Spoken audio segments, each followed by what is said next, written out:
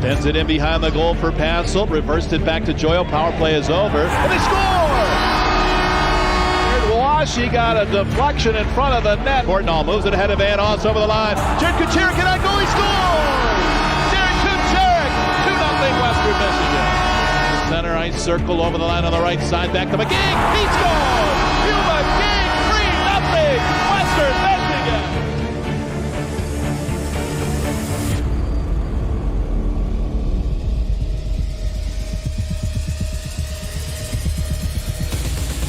Skates to the dot, walks in, shoots, score! Wayne Allison!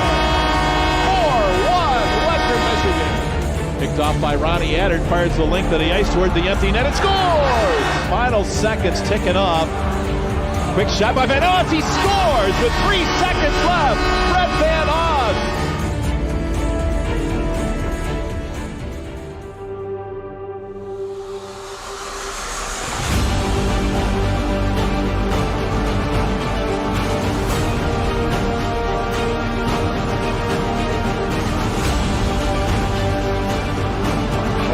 To Joyo, he's got the booming shot. Eddard will take this one. He shoots and scores. 1-0 Western Michigan.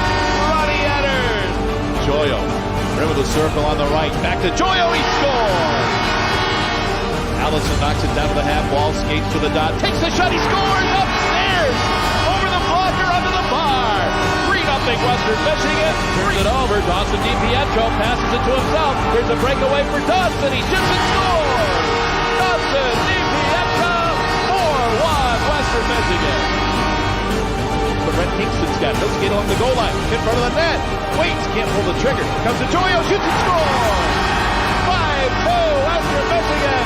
Mike Joyo with his second goal of the game. And rolling away by the Broncos. Here's Pansel. Walks in. Waits to the slot with a shot. He scores. Josh Pansel. 6-2 Western Michigan.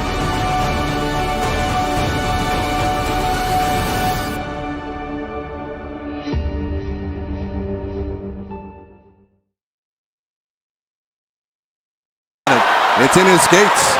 DeKaiser again. Squires one-timer. DeKaiser. They score!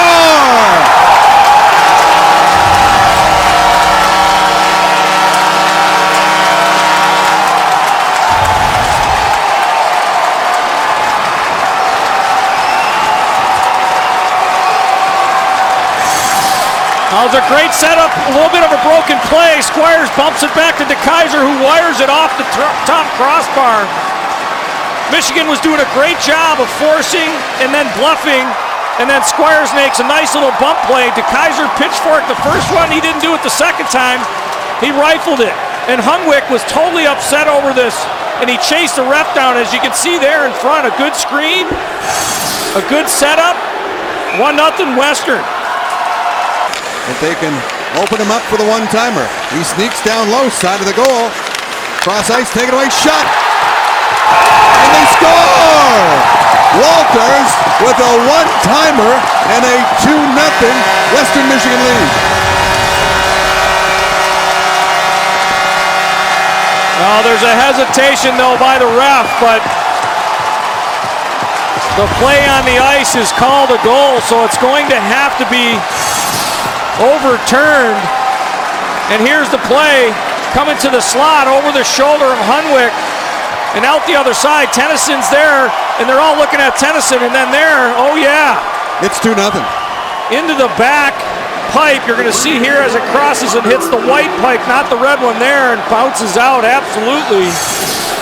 But the ref was hesitant. It was a great look. But Dane Walters, the recipient of a great play, Tennessee. The ability to count. Broncos, cross crease for Tennyson. Chance in front. Hunwick, great save, and they score! Tennyson!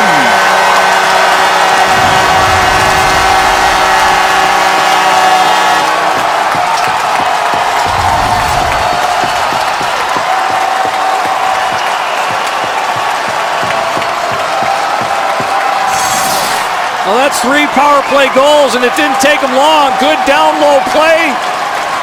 And they battle for the loose pucks, and it comes to Tennyson. He's a dangerous guy. He sneaks down back door. Rust loses him for a second right here. as he tries to collapse and help Hunwick. You can't play goal. You got to box out. Right here, watch Rust. He comes in to help and leaves Tennyson to go to the other guy in the middle. And it's 3-0. And the Bronco fans here at the Joe are ignited. Putting up, Rail the other way. Sends one across the crease. O'Kane, great back check. Down low for Rail. Shot, he scores!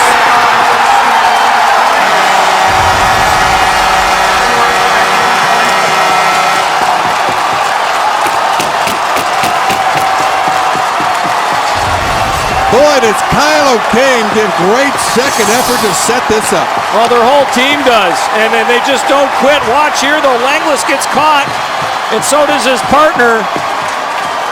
And Lindsey Sparks is all... Watch Merrill here. He just kind of drifts up and then loses his man. Langlis loses his man on the turnover. You can't puck stare. And then Hunwick lets it get in between his elbow and his pad, and it squeaks through. And Derek Rail makes this 4-1. I mean, Rail is the guy who got checked into the boards on the boarding for the last goal on the power play. But that's our first even strength goal of the game, folks. Lewis last season. Here he is with the puck, working his way in. Shot, save, rebound. Oh, it's behind of it. They score!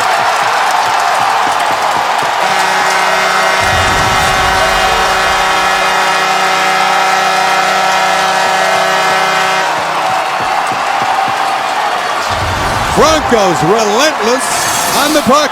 They're just competing so hard right now. Leone just gets the puck to the net. You're doing the right things, but watch Hunwick. He loses sight of it, and then nobody knocks down O'Kane. I mean, right here, Merrill's in the lane. You got to take the body. You're playing the stick twice. He fishes it out, and it goes right to O'Kane. I mean, the pucks are getting through Hunwick. We got to take bodies. It's a man-on-man. There's 4 Wolverines to 2 Broncos. Count them. And the puck goes in. I mean, they're just being out-compete. Glendenning. He got knocked down. Hagelin has it to the line. Patterson, high shot. A save made by Jerry Kuhn. Yeah, maybe his best of the period to calm things down. A little bit of a frantic time. Even though they're up 5-2, sometimes the sure-handedness of a goalie means everything. And in this case, it was a good look from Hagelin to Patterson, who wires a hard shot, and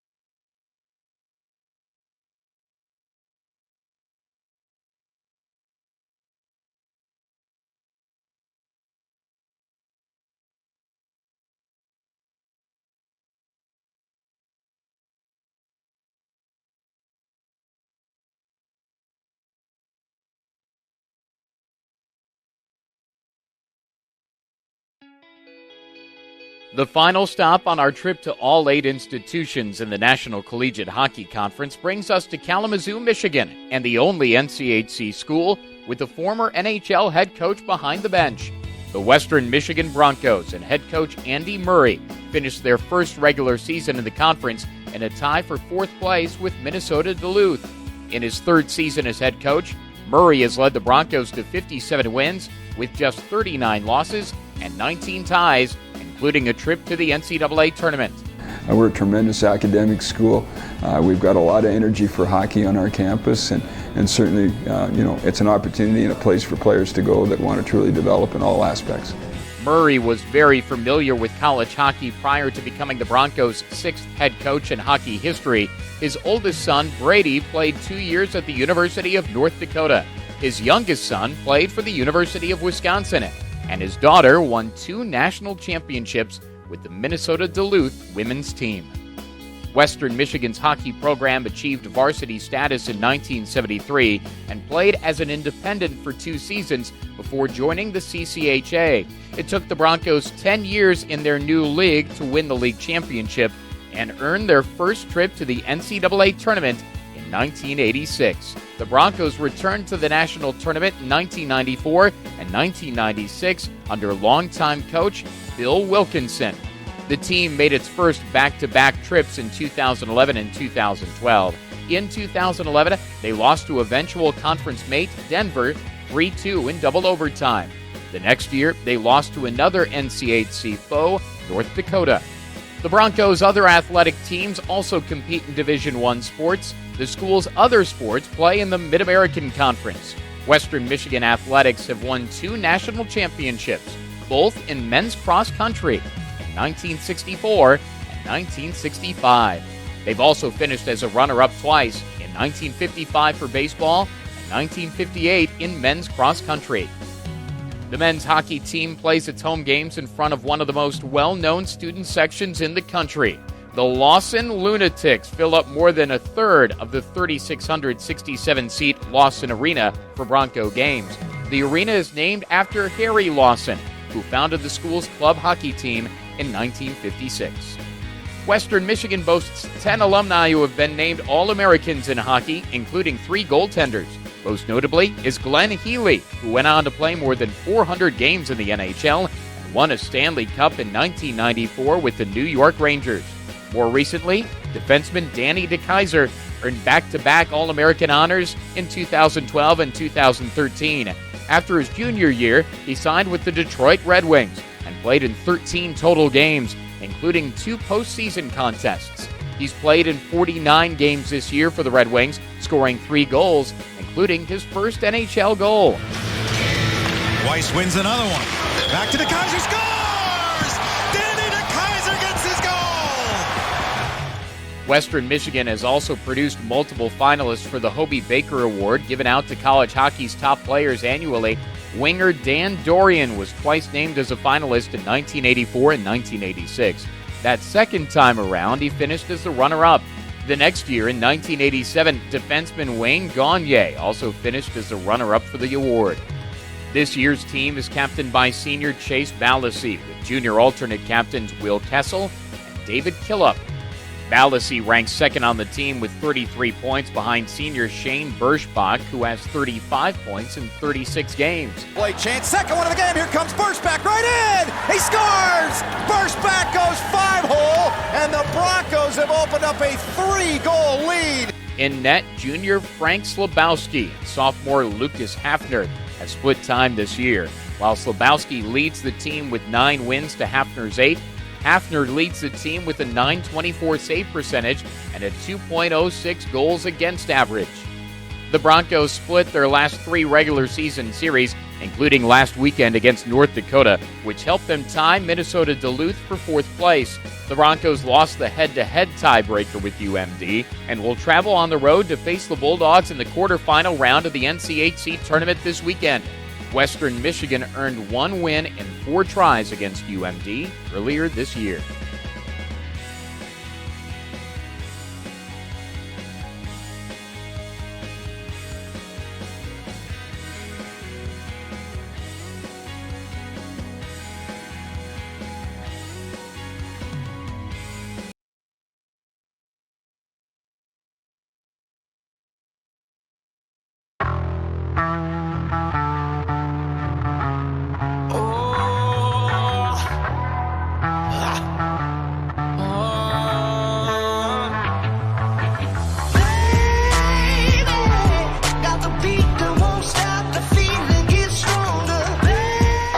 Get a load of the goaltender, shorthanded. Wait, shoot, and score!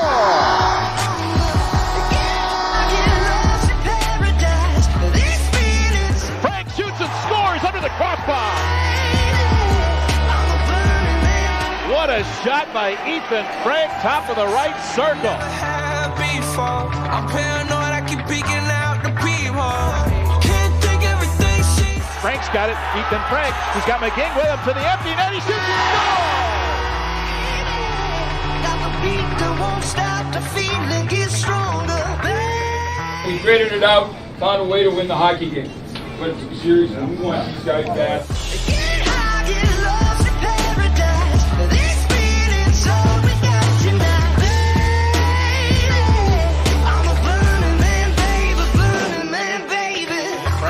Frank reverses it to McGee. Centers in front. Hadro shoots and scores! Josh Hadro, rifle back shot. Here's Cam over the line on the left wing side. Centers it in front. Washi wants it, shoots and scores! For Washi! 2-0, Western Michigan. Conrad walks in, still with it to Conrad in the middle. Shoots! Oh, side of the goal, they score! Drew Moran, power play goal! Rushop over the line. Austin into the corner, driving to the net, centers it in front, they score! Tim Lee, rim of the left circle on a beautiful pass from Austin Rushop. And walks into the play to the net, takes the shot, blocked by Larson. Gallant there trying to poke at it. DiPietro there too. They shoot, side of the goal, it's in! It's a goal, Western Michigan! Austin DiPietro tapped it in on the doorstep. Western Michigan will sing the fight song in the locker room after a weekend sweep of third-ranked Denver. I'm a burning man, baby.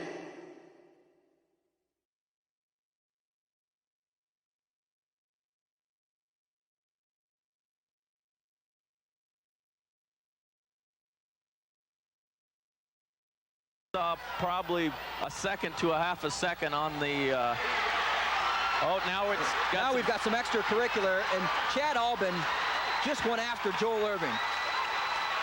Chad Albin took a punch. Now we've got a melee. Jeff Collard is out there. Tyler Harlington is after Brendan Kenny. Now this is where the coaches. Now, this is ugly. They have to get involved in this. We got 2-on-1 down here.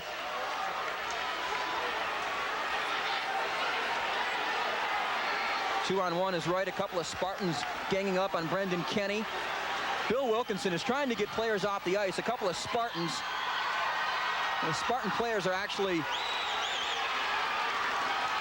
Yeah, they're not listening. Nobody's listening. They're all doing what they want to do at this point. Ron Mason is at center ice. What you really have to be careful is when you get 2 or 3 guys on one guy. That's what you got to look for. And right now, Coach Wilkinson is telling every guy that's not involved in a scuffle, get the heck off the ice right now. Get out of here. Get to the locker room. Players just don't want to see. Michigan State's not leaving the ice here, and they've known this. Nobody on Michigan State is leaving the ice. Now, I'll tell you what, we have a major fight going down at this end. Nordstrom is just beating on a Spartan, and Joel Irving is doing the same. Mike Watt looks like he's going at it. This is ugly. There's going to be... This obviously will be reviewed by the CCHA. There's going to be some suspensions here tonight. There's no question. See, the Spartan coaching staff really has to take a little bit more control. Tom Newton's sitting on the sidelines. Dave McAuliffe is in his bench. He's not doing anything to help. And they've demonstrated this behavior before, where Michigan State and Michigan has gotten into it. And I think the league really has to do something and penalize the Spartans for this behavior, because you just can't have this in college hockey. Michigan State's backup goaltender, Mike Brousseau, and Pete Mosley, the 2 backup goaltenders, are going at it. The thing that bothers me is a couple different occasions, there were 2 Spartans or 3 Spartans and 1 Bronco. And I don't care. If my teammate is fighting a guy, I'm going to go over there and break it up. I'm not going to go in there and add to the problem and be a third man in. Well, you just got to... You can't place all the blame on the Spartans, but I agree with you. The coaching staff has to get those guys out of there. The referee and the linesmen are here reviewing it, and the players naturally want to know what's going on. They all form a semicircle around the referees. Something gets said. See, the scary thing is, you got 2 players over here who are by themselves. Still going at it. Still going at it. And when Jeff Collard. And now you get 3 or 4 Spartans in there who are taking cheap shots, and that's when it really gets ugly, because guys want to go help their teammates out. They just got to recognize what's going on and try and just break it up. But, you know, I don't want to sound too biased, but I can tell you from years past that they've always gotten into it, and they need to be reprimanded for this, and it's going to come to the Commissioner Bill Began's going to have to really put his foot down on this one. The fans are throwing cups of ice, cups of soda on the ice. There are sticks everywhere. There are gloves everywhere. There's helmets everywhere. I tell you, the first person out there, and I'm not just saying this because this is a Western Michigan broadcast, Right. the first person I saw out there trying to restore peace was Bill Wilkinson. Yep. He was near center ice trying to push some Spartan players away. A couple of the players actually made it confrontational with the coach, Well, and that's where I draw the line too. Right, he finally Coach Wilkinson grabbed Jeff Pollard, and now the Broncos can celebrate their victory, but this all started with the referees not talking to just the captain. They trying to figure out the goal, and 6 or 7 Spartan guys came over, and then Chad Albin came over. They should have just brought the captain over. The players should have sat at their benches, explained the goal, explained if it was disallowed or whatever.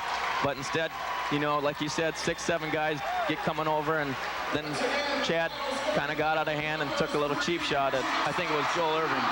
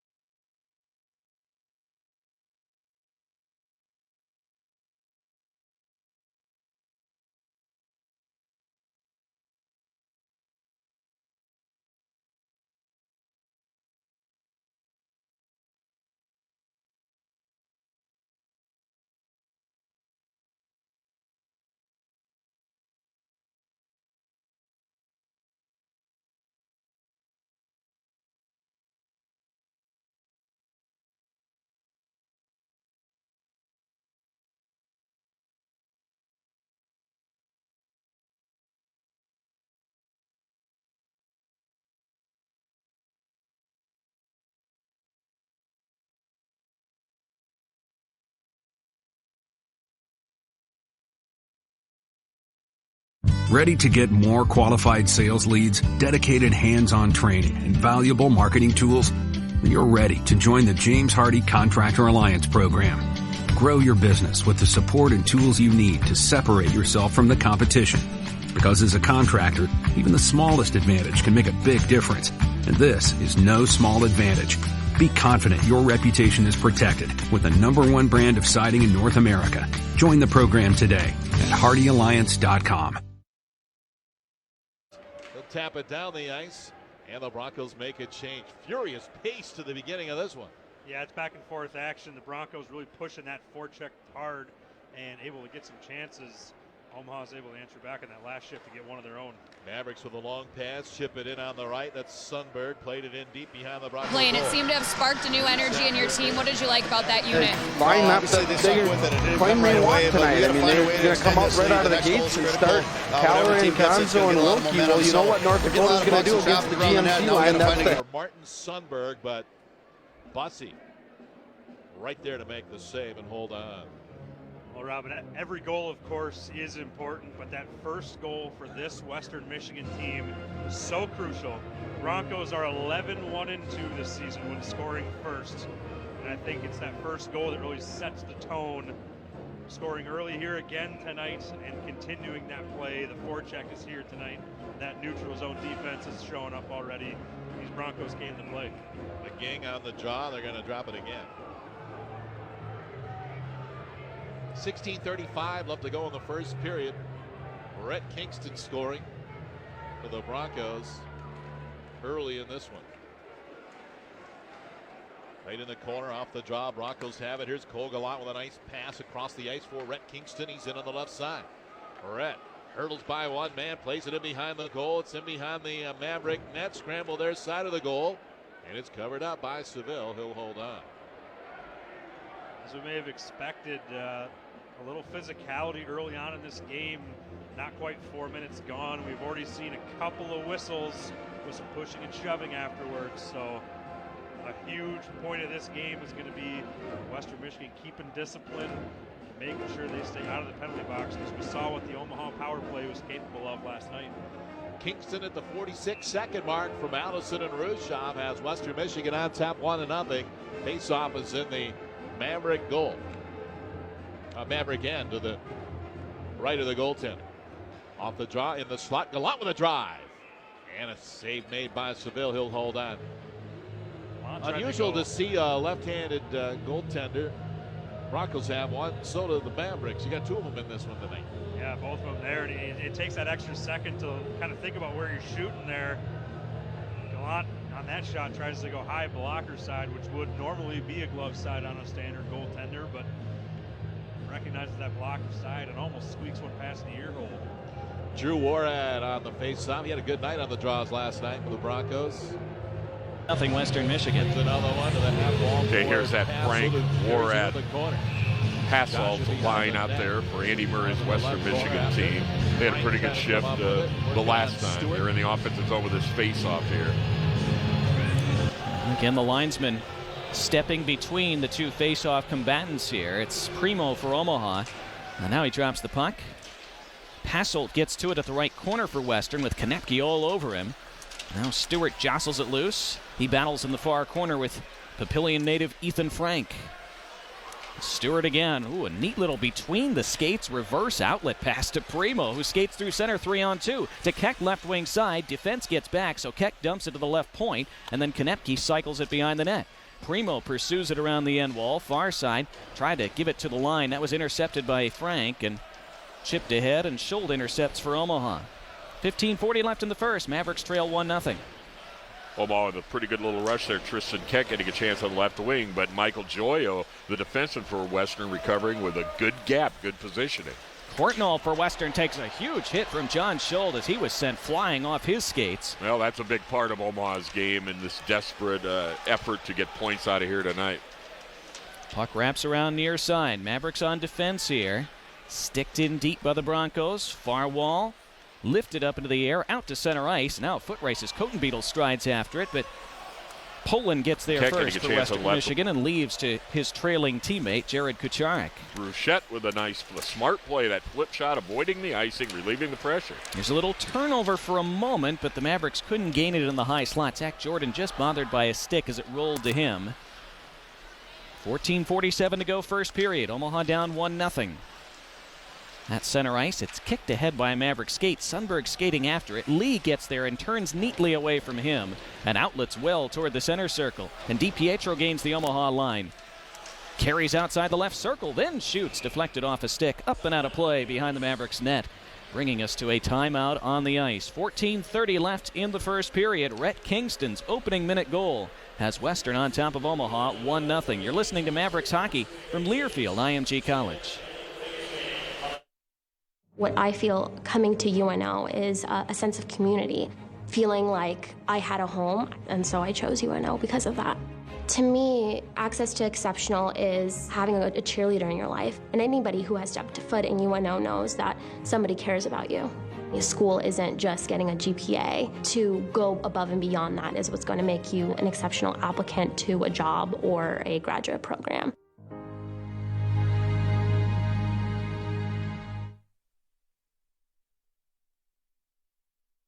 Method is the meaning of care. Time to see what's on tap for next week, brought to you by Metropolitan Utilities District. Well, the Mavs are facing great pressure this weekend from Western Michigan, so let's travel to two-time defending national champion UMD next week. Why not? Next February, or next week, February 7th and 8th, Friday and Saturday nights. Both games start at 7:07 from Amsoil Arena on the shores of the Lake Superior in Duluth, Minnesota. Our pregame shows at 1180 Zone 2. Thus, will begin at 6:30. Metropolitan Utilities District provides water that is reliably safe and refreshingly good. That's MUD on tap. Defensive zone draw for Omaha. Battled for on the far wall, then chipped through center. Here's a foot race. Tyler Weiss going to get there first right wing. It's a 2-on-1, and Weiss had the puck swept off his stick by a diving defender, Ronnie Addard.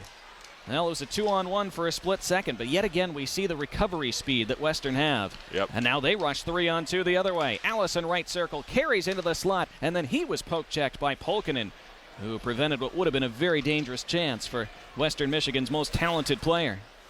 But Allison then keeps the puck in the zone, far wall, and he shoots, and that had to be blockered aside Jedi-like by Isaiah Seville. That went out of play at the near corner with 13:57 to go in the first. Still 1-0 Western. It is just amazing how quick this team is, and just the rotation there. Wade Allison, he's a wing. The defenseman charged. He rotated back up to the top and got a great little snap wrister that Isaiah Seville had to use his blocker and stick hand, put it up into the netting. Well, in the spring, after the college hockey season, we'll see Wade Allison playing for the Flyers. With his talent, he'll be ready to go for a playoff run and then into the playoffs, possibly for Philly. That kind of talent, Donnie. He has points in 5 straight games for Western Michigan. They lead Omaha 1-0. Puck loose behind the Mavericks' cage. Good work by Sullivan to take it away from a Bronco. Mavericks trying to get out now. Can't yet. It's been a problem so far this weekend. Stewart, far corner to Konepke behind his net. Tries to chop it along the near side. Taken away from Kevin Conley. Now at the blue line right. Sullivan trying to kick it across the line and does. And Western just regroup in the neutral zone. Tip through center. Mavericks will gain it at their line. Stewart with 13:15 and rolling left in this opening period. Mavericks trail 1-0. Shots are 4 each. Western Michigan have out-face-off the Mavericks 5-2 so far. Omaha fell behind early, but they've settled down here a little bit as we move through this first period. Burchett trying to gain the line left side. He was denied. Then the Mavericks shoot in from center, but don't have anybody up on the forecheck. Has not been able to get a whole lot of forechecking going in this series so far, but a long way to go still tonight. Here come the Broncos now from the left circle. A shot charged down, then a shot from the goal line left.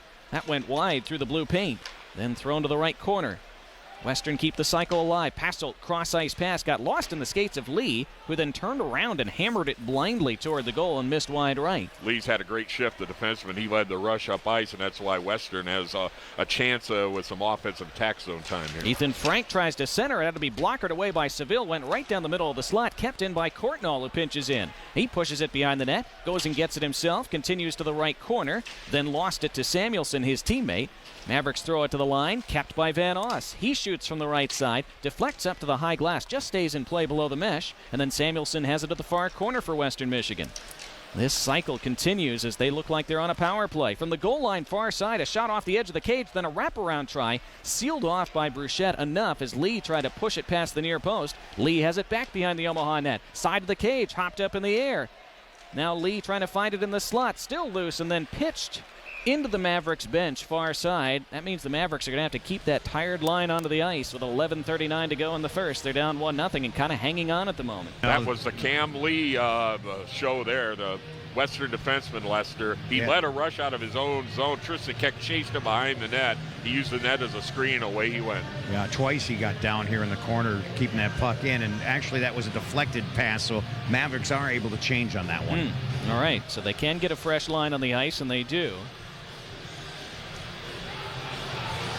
Face-off far circle, and it's cleanly won by Western Michigan. And DiPietro from the line tosses it, blocked in the slot. Again, the Broncos quicker to that loose puck. It's been the case all weekend thus far. Have it at the near side, along that glass. Mavericks able to steal it for a moment. They jab it across the blue line. Samuelson intercepts there, and now Jones has it for Omaha inside his own end. Prokop at center, twisting it ahead off Cotenbeetle's skate.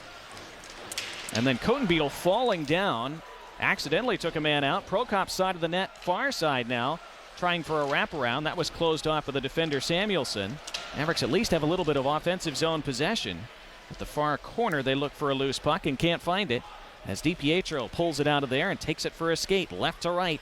Gains the center red, and DiPietro lifts it casually toward the far corner. 10:50 to go in the first. 1-0 Western Michigan. They scored in the opening minute. They have it back at the left point. Then up top, Joyo just holds in. Tic-tac-toe to the right circle, and then a shot snapped on target by Kingston. And Seville there with the glove to freeze play with 10:41 to go in period one.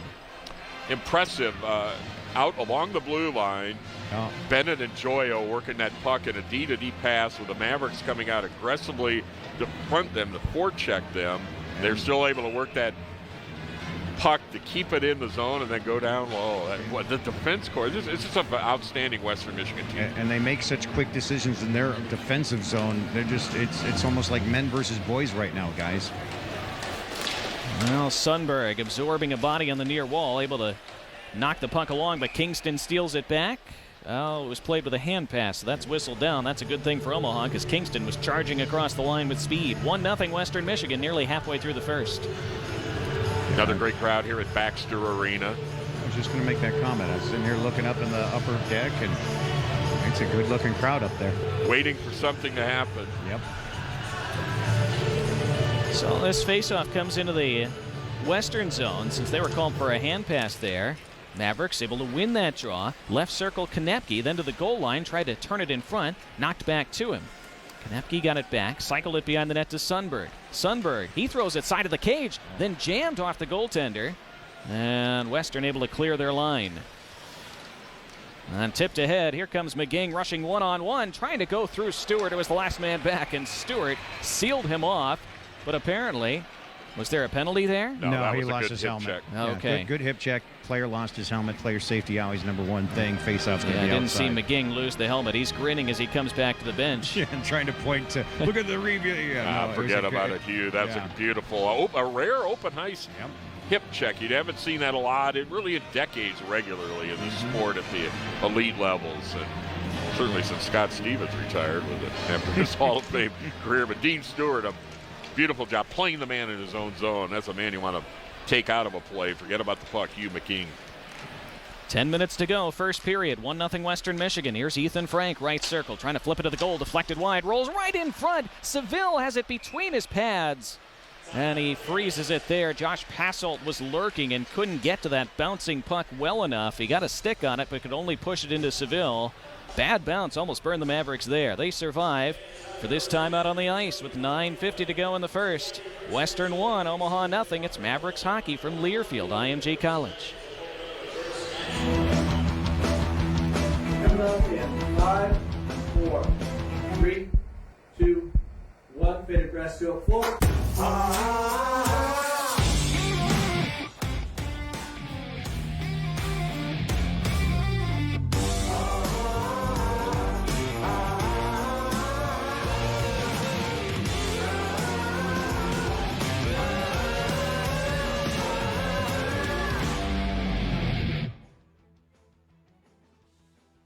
Play of the game was just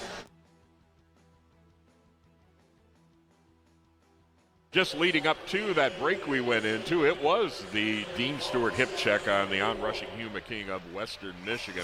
Outstanding player, the senior out of Chicago, and Dean Stewart, outstanding player. They played a lot of games against each other. The senior captain of Omaha against the senior captain of Western. Great hip check by Dean Stewart playing the man. Nothing beats the power and excitement of live events like TicketSmarter. For all the best sports, concerts, and theater events, visit TicketSmarter.com or on the app. TicketSmarter is proud to be the official secondary ticket market partner of Omaha Athletics. TicketSmarter, a smarter way to buy tickets. So 1-0 Western with 9:50 to go in the first. Face off in the Omaha zone, far circle. Sullivan on it, but loses it. Western Michigan at the left point, toss it to the left corner. Passolt there against Jason Smallage. Now behind the net. Proctor softly pasted to those end boards. Mavericks can't get out. Passolt handed it down, throws it to the net from a bad angle far side, off the shoulder of Seville. He kept it out. Chopped to the line. Addard keeps in, throws to the slot, and then pulled out of the pile and a shot right on a thumping left pad stop by Isaiah Seville. They keep Omaha within one. Yeah, Rob drew Warad there. Kirby Proctor trying to move the puck up ice, but Warad was able to intercept that pass in a great shooting area. A superb save by Isaiah Seville there with the left pad. Bruchette there just cut off before he could gain center, before he could shoot into the Western zone. Western cut off that inside of the center red line so well so that you can't dump it in. And here's Courtnall jamming it ahead. At the right circle, Courtnall gets it back and backhands it toward the net. That was blockered away by Seville. Might have been going wide, but he had to do something. Now far goal line, carried then behind the net. To the right corner, then turned back through the blue paint. Nobody could get a stick on it. Good job by Lee to create something there for Western. And now missed at the blue line. Here's Keck skating in on a breakaway. Tristan Keck, fans on the wrist shot as he skated in all alone. Jared Kacharik trying to hold that puck in at the left point for Western Michigan. He was the player who missed it, allowing that breakaway for Tristan Keck, but he couldn't complete it. Well, and those are the kinds of chances. They've been so few and far between for Omaha this weekend. You got to at least get something on net there. It's easy to say from up here, but it's another example, though, the Mavericks maybe gripping the sticks a little too tightly this weekend. It's something we haven't seen from them much this year. Here's Polkinen trying to break across for Omaha, but he was slowed up at the blue line by Allison. Inside 8 to go in the first. Omaha down 1-0. Gripping those sticks tightly because Western Michigan has the ability to take away time and space so effectively, Donnie. Kick save by Seville on a shot from the left of the line. Now another shot deflected right on, and that thwacks off Seville's chest. Is that redirected from low to high? Mavericks now right to left with some speed. Polkinen up the middle of the line. Drops to Weiss, left circle, drops to the trailer. Konepke bullets one over the top of the crossbar. Didn't miss by a lot. Nope, good quick release by Konepke there. Short backswing on his slapper. Good rush by the Mavericks. Thrown the other way by Western Michigan. They negate icing and play continues. Rushoff goes cross ice, missed everybody. Swatted to the line, held there by Bennett. He tried to crank it toward the right circle. Deflected past Rushoff, who gathers it off the corner board. And Rushoff skates it toward the slot. And it's poked away from him. Mavericks then overskated it and can't get out of their zone. 7:05 to go in the first. 1-0 Western. Allison, goal line left. Holding on to the puck, dragging it past Dean Stewart, sliding it to the line. Joyo skates in and blasts one over the top. Oh, Joyo had all kinds of time and space, and then the puck ringed around the high glass far side and into the seats with 6:54 on the clock. Still 1-0 Western Michigan after chances at either end. As Andy Murray said, that line is just clicking right now. DiPietro, Allison, and Rushoff. And guys, I got to tell you, at his 6'7", 6'8" size, Rushoff just unleashes that puck with his wrist, and he snaps some passes and shots. Very impressive this weekend. 5'6", 11" line for the junior from Wentzville, Missouri, near St. Louis. Andy Murray saying he's a key on that line. Now Gallant from the draw. He shoots, and that's pinned to his body with the left arm by Isaiah Seville. That's now 10 shots on goal for Western Michigan to 5 for Omaha. And we see that on Maverick Digital Network, NCHC TV. Seville scrambling to make that save. He kept it out of the net, held it for a face-off. There's the freshman from Anchorage. And there's the face-off alignment that he's facing. Today's game on the Maverick Digital Network, of course, along with NCHC TV and on the radio, 1180 a.m. and through omavs.com anywhere in the world. No excuse for not listening to or watching Mavericks hockey tonight. Shelly Smith producing on the 1180 Zone 2 radio side. Here's Conley in the neutral zone for Omaha, calmly keeping possession. Then a headman pass couldn't connect with Sullivan. And here come Western up the left side, behind the Omaha net then. Turning with it, Rhett Kingston. He scored that goal in the first minute that has Western ahead. Now Kingston gets it back, right dot, tried to snap it up high and missed over the top. And it rings around the far side and out to center. Left-handed shot, quick release, trying to go for that top corner. Ethan Frank trying to toss it deep from the right side. Got it past Conley at the second attempt. Proctor spears it behind his net for Prokop, who emerges right side. Dishes to Conley. Conley, cross ice, played off the far wall by Jordan and swatted in deep as the Mavericks try to establish some forecheck. Best line of the first period for Omaha out there to try and do that. Not a lot happening, though, and here come the Broncos. It rolls to Bafia, right circle. He puts it on target. Not a ton behind it. Seville saw it cleanly. Was at the top of his crease to cut down the angle. And halts play with 5:37 to go in the first. Still 1-0 Western. That would be the Prokop Cotenbeadle Jordan combination. Great job by Travis Lester to track back, as the coaches like to say, through the middle of the ice to get going on the back check there to help his team out as Western just transitions so well. They transition unbelievable well. I'm just sitting down here just amazed at how quick they recover from any little slight mistake. Passolt tossed it at the goal. That was batted away by the glove of the goaltender Seville, who couldn't catch it. Now Passolt far wall. And a hold between two Maverick defenders who are nipping at him with their sticks. Ethan Frank behind the net, turns away from Polkinen. Goal line right. Frank still protecting the puck, drops it to Bafia. He swept it through the slot. Nobody in black and gold could get a stick on it. Now the Mavericks counter 2-on-2. Sundberg just had it poked off his stick, and that causes the Mavericks to go offside. 5:07 left in the first. They're still down by 1.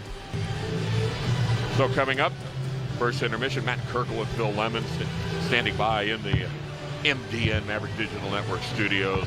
Maverick Digital Network, another one of our telecasts this year. What a fun year this has been.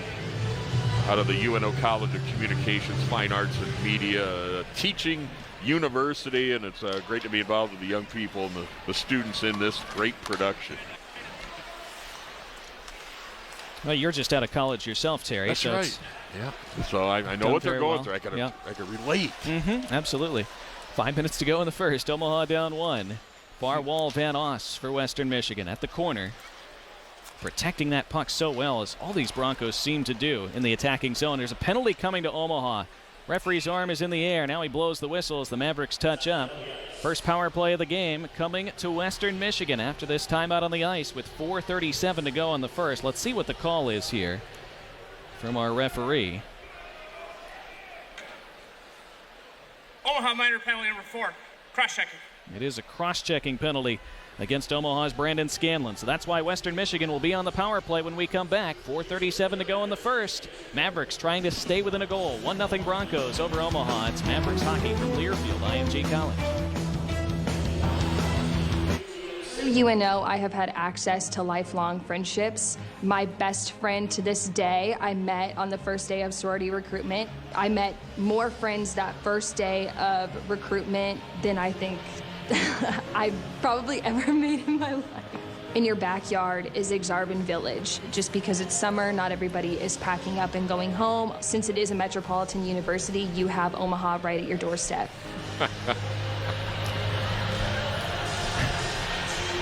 The University of Nebraska Omaha recognizes and thanks Adidas, the official athletic footwear, apparel, and accessory brand of Omaha Athletics. 4:37 left in the first period at Baxter Arena. Western Michigan with a 1-0 lead. They scored early. I'm Terry Leahy along with Donnie Barnes. Lester St. James reporting ringside. Western Michigan going on a power play here, so look out late in the period. Yeah, you got to keep this thing out of the net and just get to the locker room right now, and that was just the speed. Scanlon was chasing the guy the whole time, had his arm around him, could have been a hold, hook, cross-check. He was doing anything to try and get that guy out. Here's McGing, right circle for Western, fanned on a shot, but somehow got it back and speared it to Rushoff, goal line right. He returns it to McGing outside that right circle. McGing skates in, had it knocked off his stick, but it goes to another Western stick. That's Lee. He skates to the high slot, hands it off to the far circle. All those loose pucks finding Western sticks. Now McGing flips it toward the net. He kind of shanked it off the heel of his stick. It was going wide, caught out of the air by Seville, who halts play. 1:34 left on this Western power play. Isaiah realizing the fact that Western had a good attack zone time set up with that puck magnetizing their sticks, get a face-off. So the Mavericks down 1-0, being outshot 11-5. Saw Western close the second period last night with the last 14 shots of that frame. And here tonight, they've had 7 of the last 8 since the shots were tied at 4 at one point. Mavericks win the faceoff, though, and they clear all the way down the ice. That's why those faceoffs so important in that situation. Omaha be able to work a play to get that puck all the way down the ice. Jason Smallage. Then they intercept a pass in the neutral zone and toss it to length again.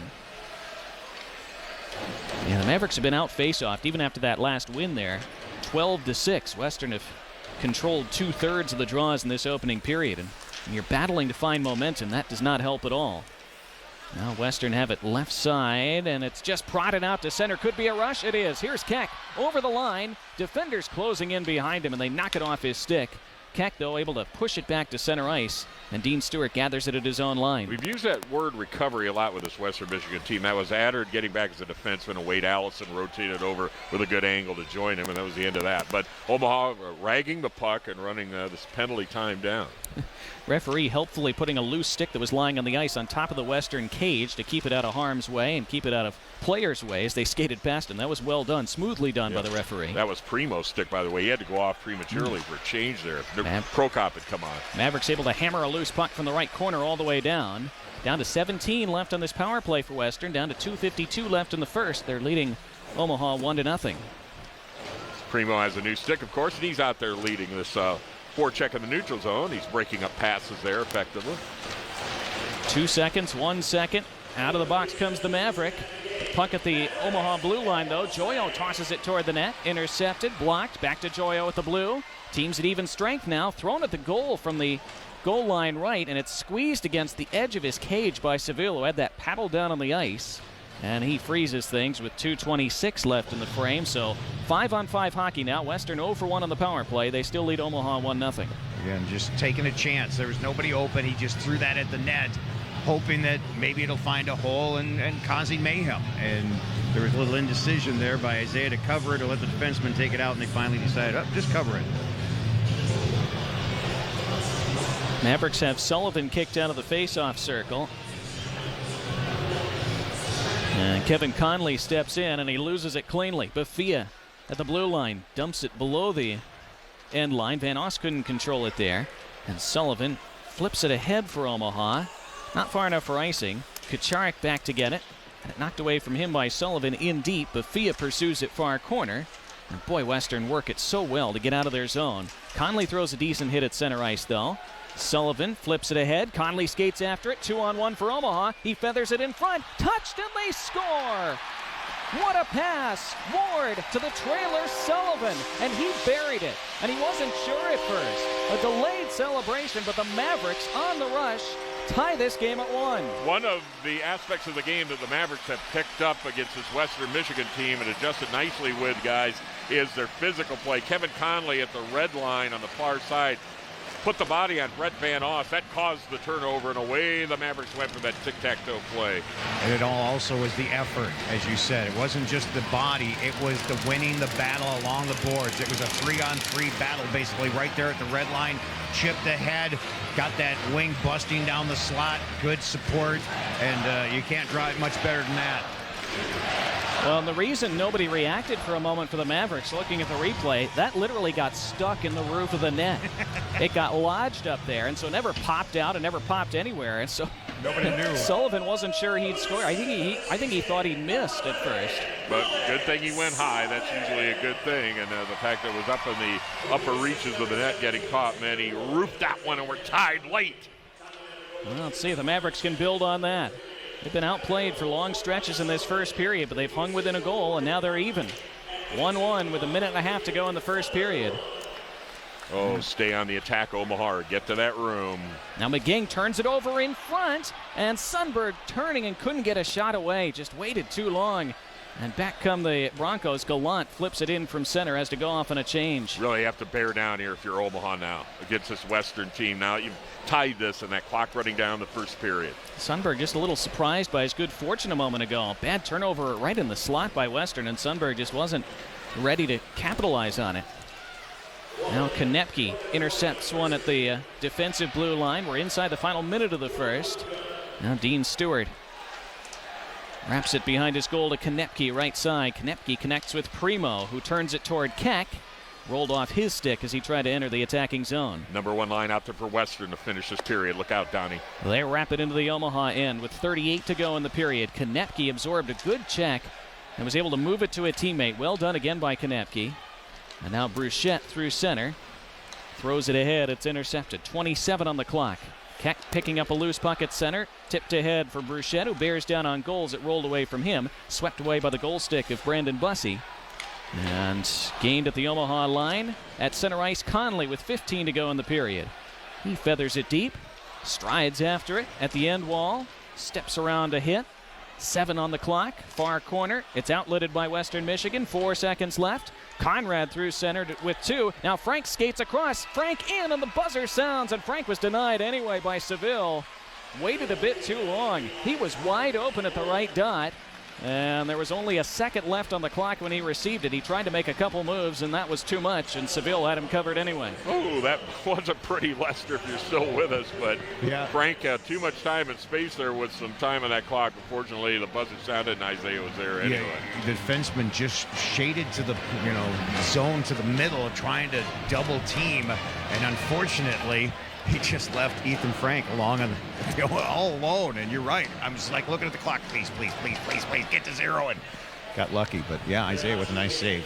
Well, the Mavericks outshot 12-6, but they're level at 1 through 1. And we'll send it back to our Maverick Digital Network studios for our intermission report, as Mike Kirkland Matt Kirkle, and Phil Lemon are standing by. 1-1 through 20 minutes here at Baxter Arena. This is Mavericks hockey from Learfield, IMG College.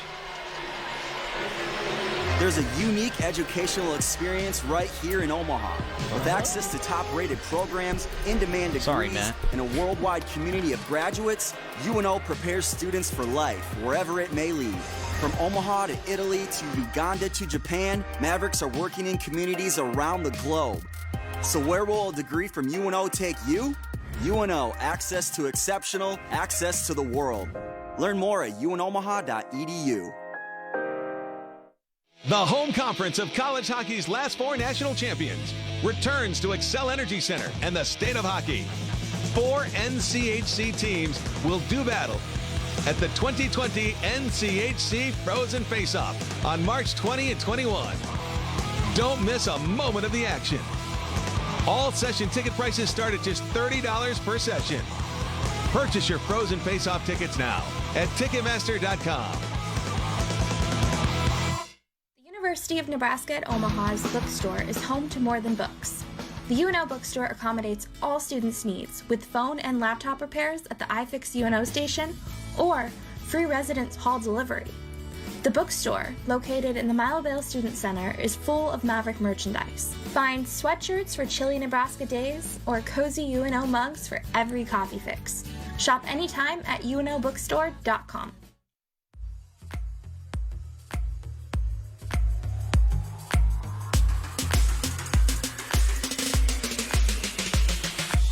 For years, the Old Market has been a popular attraction. With its vintage atmosphere and rich history, it's a great way to spend an evening. It has niche restaurants where you can grab dinner, and unique stores you can shop at, making it an exciting place to explore. So come on down and check out the Old Market, located between 10th and 13th Streets and Farnham and Jackson Streets.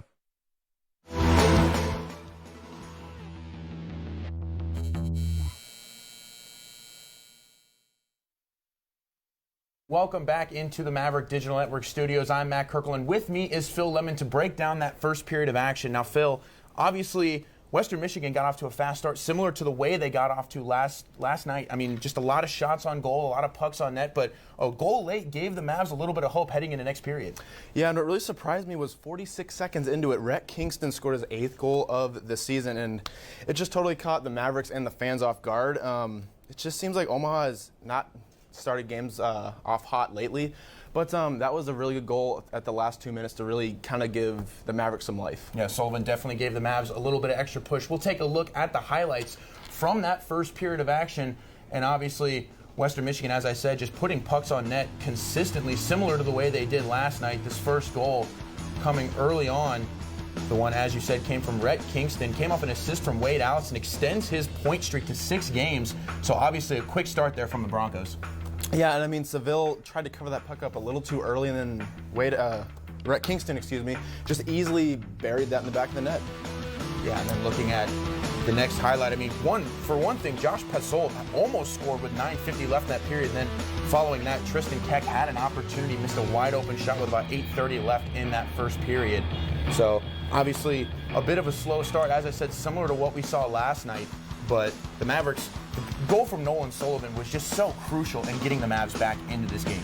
And some other key points of the period for me were Brandon Scanlon got cross-checked, so the Mavericks killed off a penalty rather, and just a way better start for the Mavericks than last night. And the fans last night had to wait till period 3 for the Mavericks to get on the board, and but the Mavericks have just got to find a way, because the Broncos are so good at applying pressure to the Omaha's defensive breakouts. So and they're just so fast to get those like loose pucks. But I'm curious to see what Gabin's going to have them saying in the locker room. And there was Sullivan's goal right there. There's another look at it as we get one last look. There was a very, very nice end to the period there for Omaha in a period where they struggled quite a bit. Now, looking at the second period, what are some things you want to see the Mavericks shift in terms of their offensive style, and more importantly, clearing the puck out, not giving Western Michigan as many shots near the net? Well, I'd like to see their breakout opportunities just run a little smoother, just because it seemed like whenever they try to get something going, Western Michigan just applied a ton of pressure, and then it just didn't seem like Omaha could get a ton of things going on the offensive side, but we'll just take a look at the stats right here. Yeah, obviously 1-1 the score with Western Michigan, 12 shots to the Mavericks, 6. I mean, Isaiah Seville really having to work hard in that first period. I mean, he gave up 4 goals last night, but 35 saves on top of that. He had to do a lot of work, and the Mavericks obviously picked up that 1 penalty. Western Michigan didn't score off that penalty, and the Mavericks do a really good job with penalty kills. Still one of the highest power play percentages in the country right now, but going into the second period, the Mavs just really need to do a better job of getting that puck cleared and not giving Western Michigan chances that close to net with how many shots they had in that first period. And we said last night, I mean, maybe the Mavericks were just a little nervous because it was on CBS Sports Network. There were some longer media timeouts, but I'm really impressed with what I saw in the first period. They kind of went off to a slow start. I think that opening goal by Western Michigan kind of just knocked them off their heels, but they got one back and we're tied, so it should be an interesting second period. Definitely should be an interesting second period as well, and we will have that coming up shortly. When we come back, we'll take a look at the Maverick baseball team's improbable run to the NCAA tournament a year ago and how they overcame endless adversity to turn a chapter in Omaha baseball history. Stay tuned. You're watching Omaha Hockey on the Maverick Digital Network.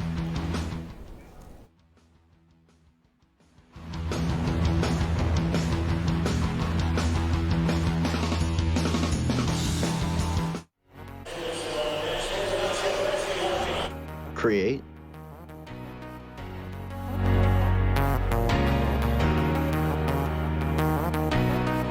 Perform.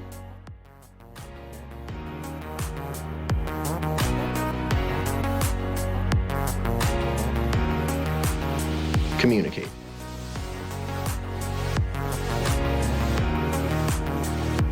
College of Communication, Fine Arts, and Media.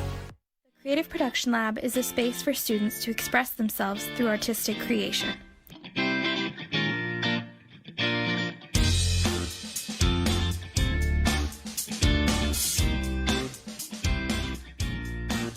Whether they want to do something visual, such as using the 3D printer or laser cutter, or if they want to create an audio project in the Whisper Room, the options are endless within the Creative Production Lab. The National Collegiate Hockey Conference, home to where historical greatness intersects with new tradition. Dreams are fulfilled and champions are made. Innovation and leadership are a priority. A player's passion and a fan's love for the game meet. Leaders develop and future professionals compete. Home to 4 straight national champions.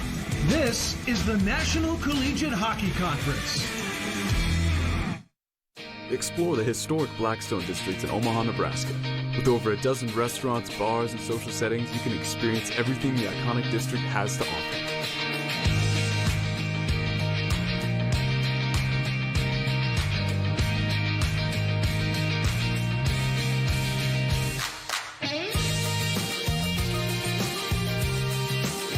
Eat, drink, socialize, and enjoy the day or night here in Blackstone.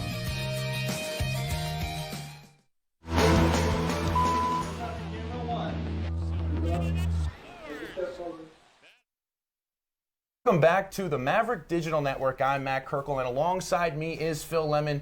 It's said that adversity doesn't build character, but rather reveals it. Anna Bellinghausen joins us here tonight with a story about a team that has lived that experience.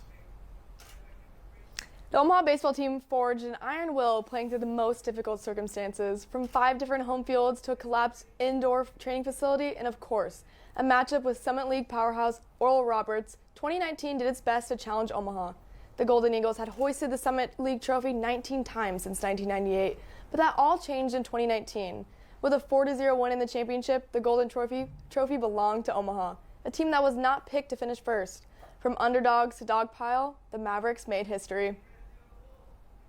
A championship ring, the small circular band that's on all athletes' minds the moment they step onto the field or into the weight room. For Omaha baseball, that ring came in 2019. And for the first time in program history, Omaha has reached the summit. The Mavericks secured their first Summit League championship and NCAA Division I tournament berth in 2019. In 2020, the Mavericks are coming into the season with something they haven't had before, a championship ring on their finger. You know, winning a Summit League championship, especially for me as a freshman, you know, it set, you know, a new standard for our team. And, like, that's where we need to be every year, and that's where we expect to be every year. And I think it's a great thing for the guys who were here last year and for the new guys coming in. You know, that's the new standard, is we got to get back there. Sophomore pitcher is a part of the new wave of talent coming through UNO, but he is no stranger to the Maverick legacy. Jackson's father, Jeff Gordon, played for the Mavs baseball team from 1990 to 1993. Jackson being a part of the program, I mean, last year, like he said, it was pretty surreal. I mean, it was dreams come true for these guys who earned that ring and that hard work with that ring, and it's pretty special. I mean, it's being a graduate of here and an alumni. It was pretty neat. As the 2020 season gets underway, the Mavericks will have their eyes set on another tournament run, a chance at the College World Series, and hopefully a matching championship ring. Omaha baseball starts off the season on February 14th in Arizona as they play a slate of games against Northwestern. The Mavs look to start strong this season and defend their conference title. Excellent story there, Anna. Now, tell me, after talking with the team and spending some time with them, what are your expectations for the Mavericks this upcoming season after winning a conference title last year? Yes, there's definitely going to be a little target on their back as they go into especially conference play, but you know, getting those first few games in Arizona, that's going to be great for them, and just seeing how the players have evolved this season and in the off-season. I think the chemistry between all of the teammates is just really unbelievable. The camaraderie I see just with all the guys is just insane, and I think that the chemistry that they have right now will put them in a great place to start off the season. And something that we can look forward to is a lot of the young guys stepping up in the rotation, in the bullpen. You know, with the loss of Peyton Kinney, you know, he's on the coaching staff now, so that just kind of proves the camaraderie all the guys have and that they want to be in Omaha, they want to play for the Mavericks. So it's amazing that Kinney came back, and I think we can expect to see some of the young guys step up, and especially our power hitting, our fielding percentage is one of the best in the nation. It's basically about carrying over what happened in the 2019 season and just elevating it from here on out. And you had the opportunity to talk to Jeff and Jackson Gordon, both players who've played for this program before. Talk about what it was like to talk to two different Mavericks from two different generations. It was insane.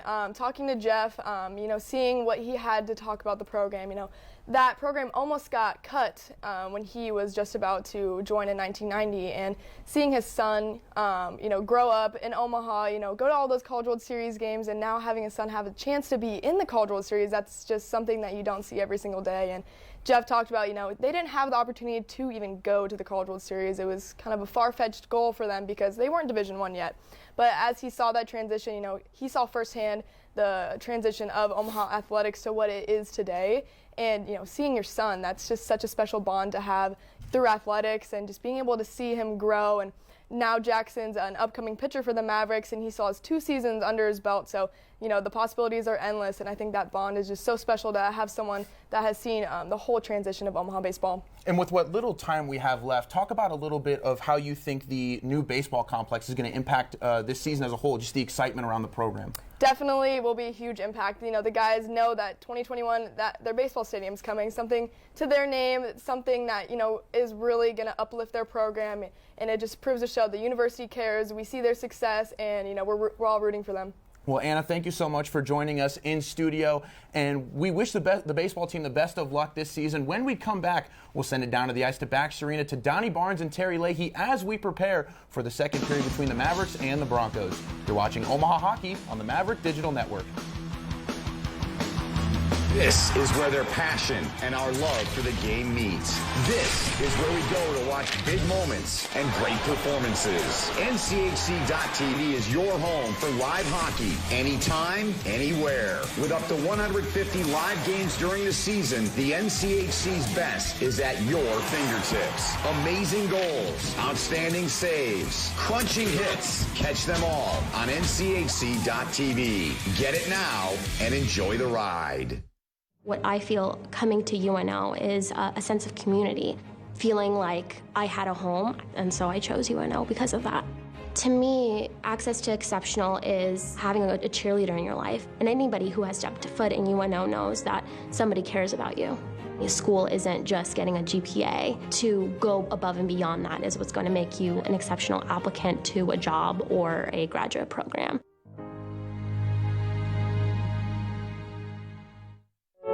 I never thought I'd be standing in the clouds looking down on the ancient ruins of the Incan Empire. I never thought I'd live among the street artists in Valparaiso. I never thought I'd make friends that would last a lifetime.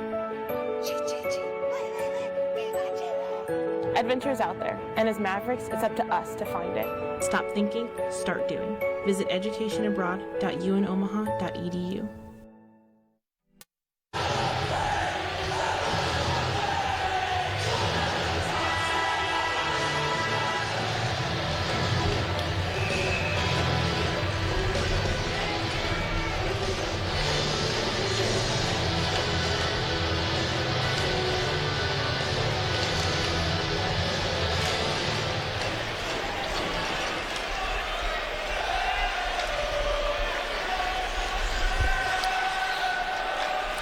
Back underway in period 2. Western Michigan right on the attack, and they slide it toward the front of the goal, and it's knocked away by Teemu Pulkkinen in defense, and then Isaiah Seville got plowed in his goal crease accidentally by DiPietro, and so 18 seconds into this second period, it's tied at 1 as the Mavericks outshot 12-6 in that opening frame by Western Michigan, but are able to find the equalizer late on that goal by Nolan Sullivan, set up so well by Taylor Ward.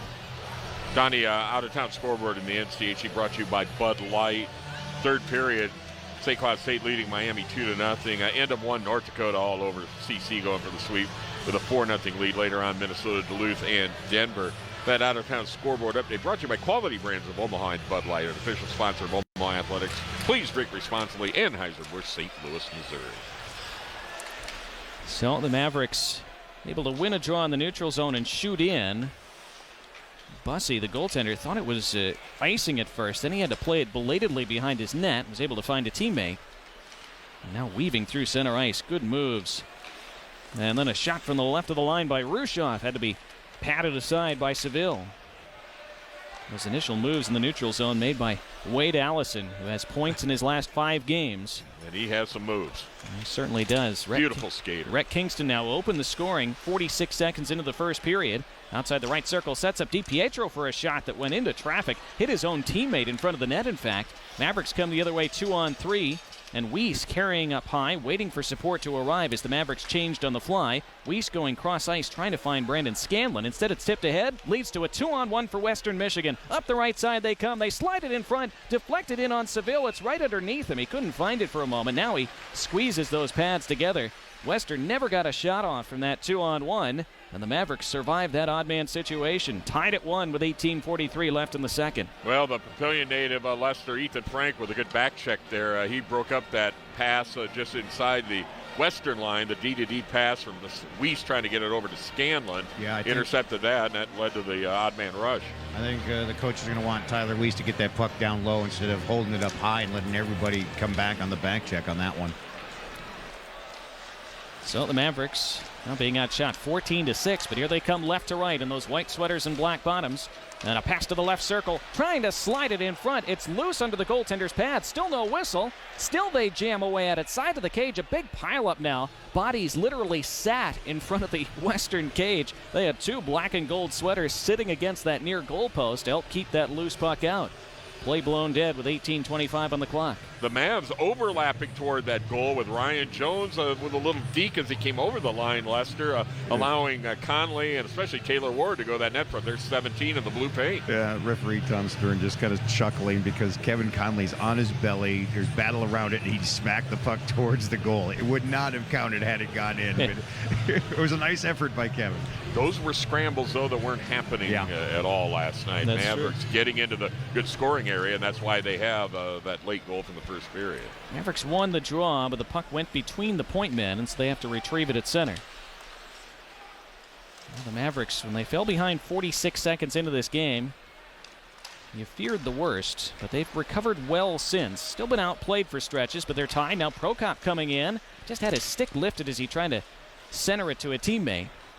And it's taken behind the net by a couple of Western sweaters, and Poland throws it off the near boards, banks it to center where it's intercepted by Smallage for UNO. He drops to Prokop. Mavericks attacking, centering pass toward the net, intended for Cotenbeetle, cut off by the defenseman. And now handed the other way, and nearly a break-in for Courtnalls. It just stretched beyond his reaching stick.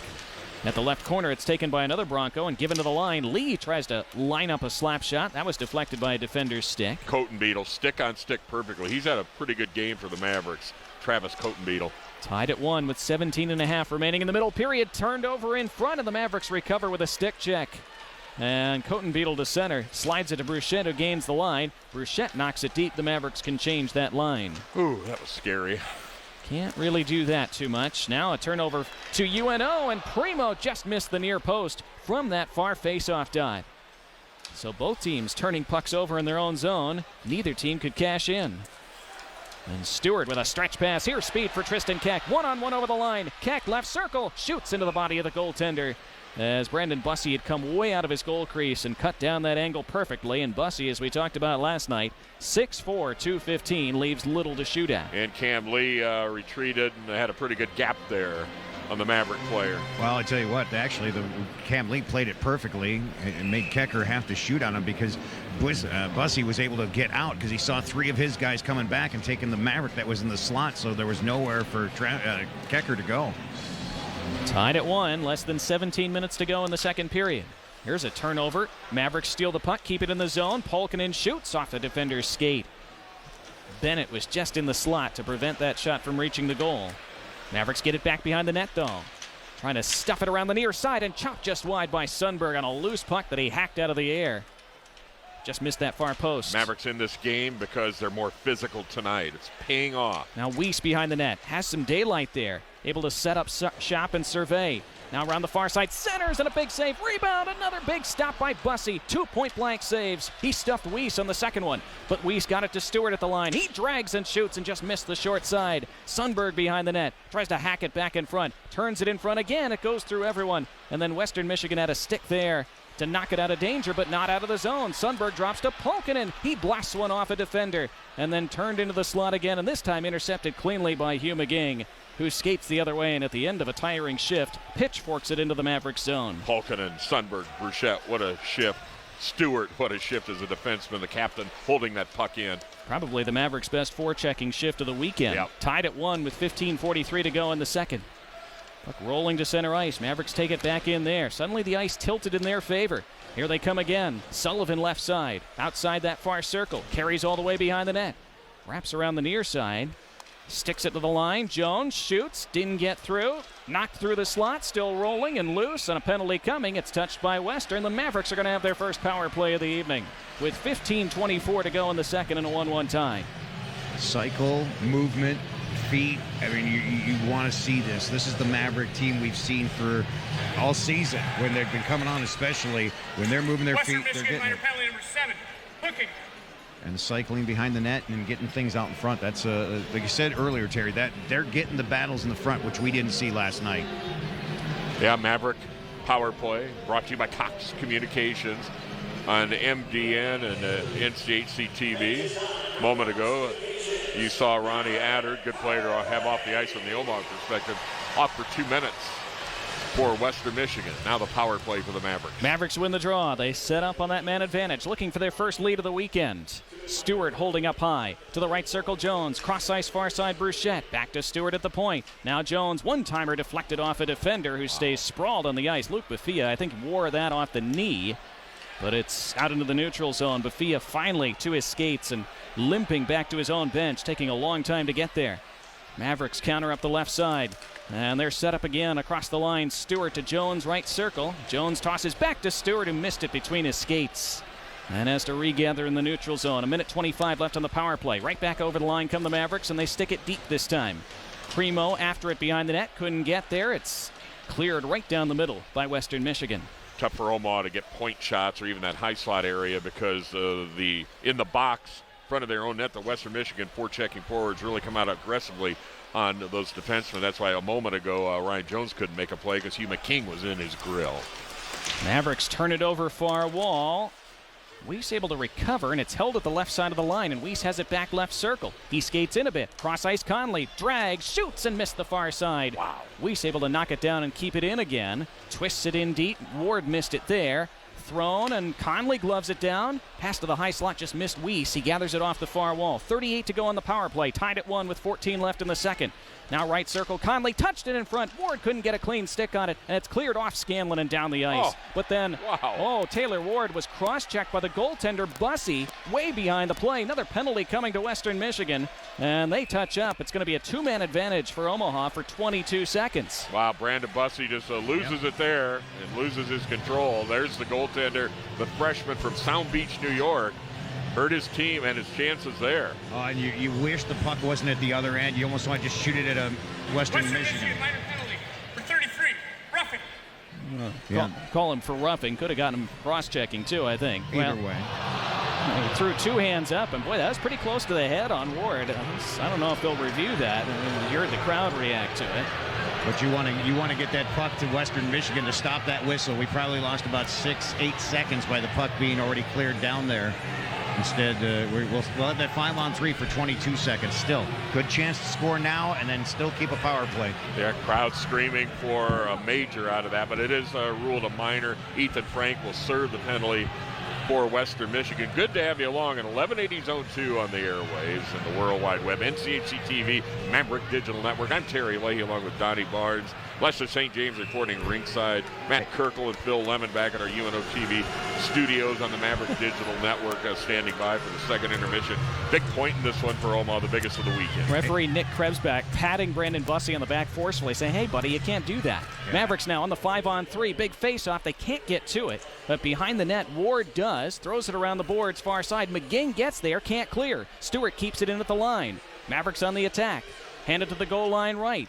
Then behind the goal, Polkinen, 7 to go on the 5-on-3. Polkinen tried to wrap it around near side, sealed off by Bussey, and sticked out of the zone by Western Michigan. One man back for the Broncos. Now it's a 5-on-4 for Omaha for the next minute and 34. Tied at 1 with 13-18 to go in the second. Even with a two-man advantage, Hugh McKing had enough quickness to get to that puck and clear it.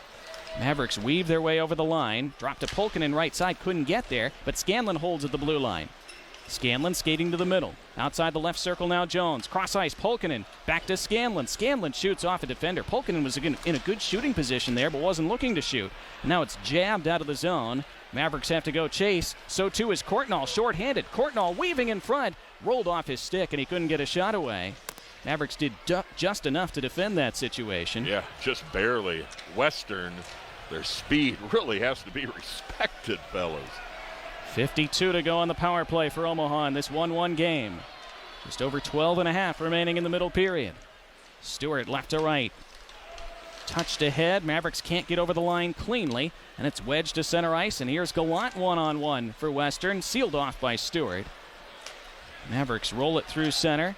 Touched ahead for Keck. He's over the line right side. Half a minute to go on the power play. Keck shoved hard into the near boards. Fans wanted another penalty.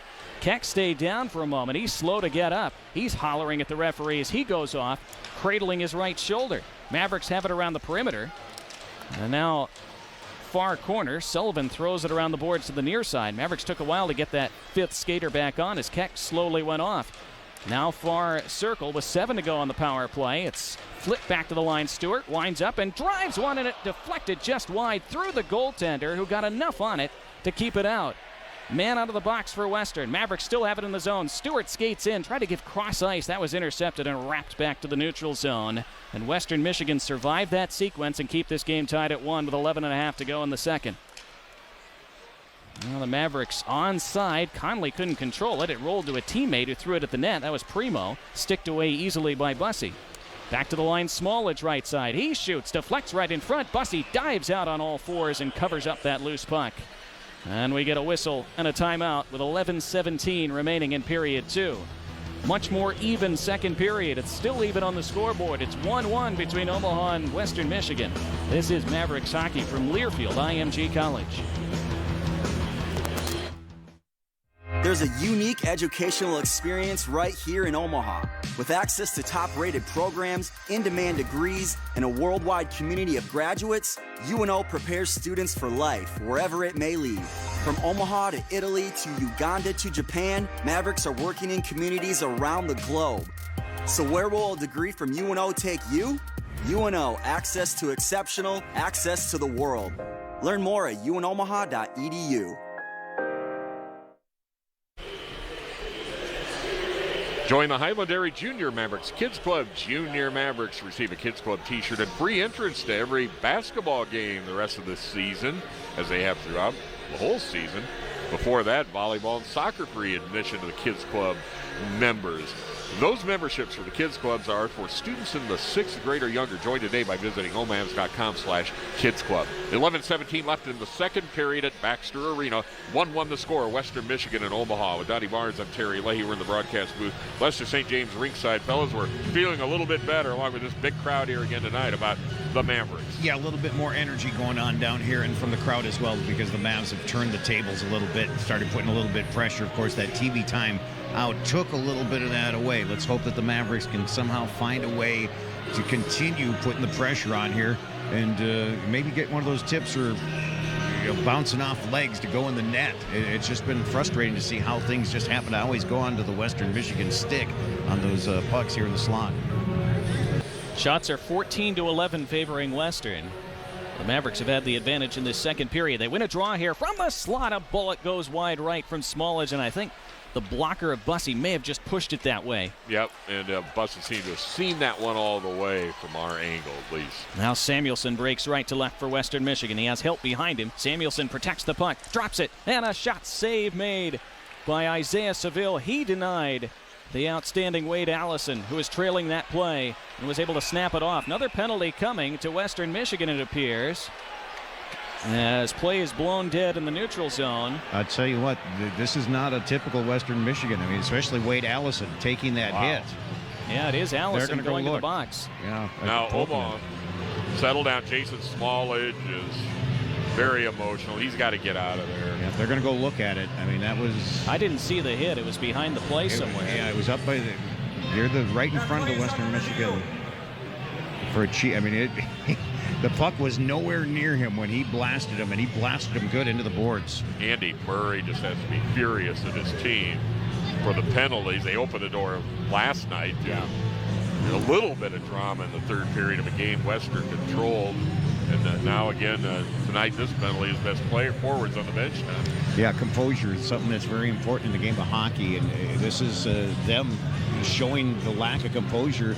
Like the third period last night with a bad mistake and bad penalty, and now here the second period tonight, they are uncharacteristic of what they've been doing.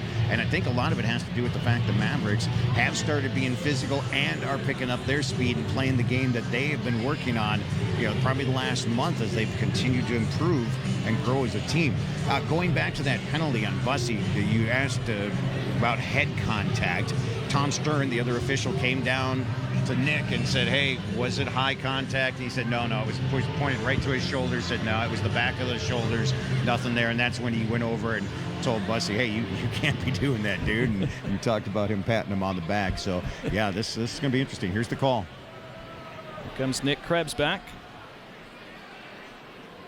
After review, Western Michigan number 17 is a 5-minute major for boarding. Wow, they got it for boarding. 5 minutes. Not a game, though. Right. Stays in the game. Not a game misconduct, and that's certainly significant since it's Wade Allison, and he's their most talented player, so he will be back, but he won't be back for the next 5. And, well, the Mavericks got a major power play last night, scored once on it, had a bunch of other chances. And now in a 1-1 game with 10:51 to go in the second period tonight, what an opportunity this is to seize command of this game. Saw the replay just a moment ago on the lower part of the screen on NCHC TV and Maverick Digital Network of the penalty. Andy Murray has the referees in front of him now. And with the audience, newer audience, we were on CBS Sports Network last night, so not on NCHC TV. We know we have a lot of Western Michigan fans. They're a worldwide audience following, most especially out of Southwest Michigan. Benches are separated in Baxter Arena. The western bench right below us on the near side of broadcast booth. Omaha is on the far side and next to the penalty benches. And the scores and 200 by 85 feet for this rink, the standard NHL North American size. Maverick Cox Communications power play, Donnie Barnes. 5 minutes on the penalty board. Almost halfway through this game, Mavericks fighting for the loose puck off the draw, can't win it. It's flipped down the ice by Western Michigan. Good start to this long penalty kill for them. Scanlon has to hustle back. McGing pinching aggressively for Western, and Scanlon did enough to body him away from the puck. Now he picks it up behind his net. And hands it off at center. Here's Polkinen curling with it through the center circle in that O logo. Ward drops it at the line. Conley hacking at a bouncing puck. Can't gain it. McGing picks it up. Takes it for a skate. Chopped off his stick by Weiss. Then McGing able to pitch it to center. Omaha really has to respect the speed of these penalty-killing forecheckers of Western. Now they knock it deep. Western have 2 players back there. Stick to the line. Scanlon reels it in there. Flips it left side to Weiss. Tries to go down low for Ward. Deflected toward the end boards. Then Ward was put into the wall by Samuelson. But back to the line it comes Scanlon. Conley right circle. Omaha set up on the power play for another 4:05. Tied at 1. Below the goal line. Swatted back to Conley right corner. Conley moves it to Scanlon at the point. He winds and shoots off a defender.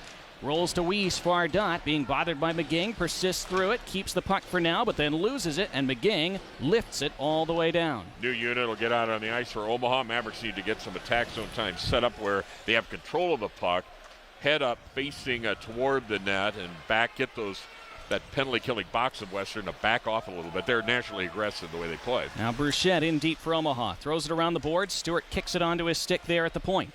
Now Jones at the right circle. 3:28 to go on the power play. Far side, one-timer deflects wide.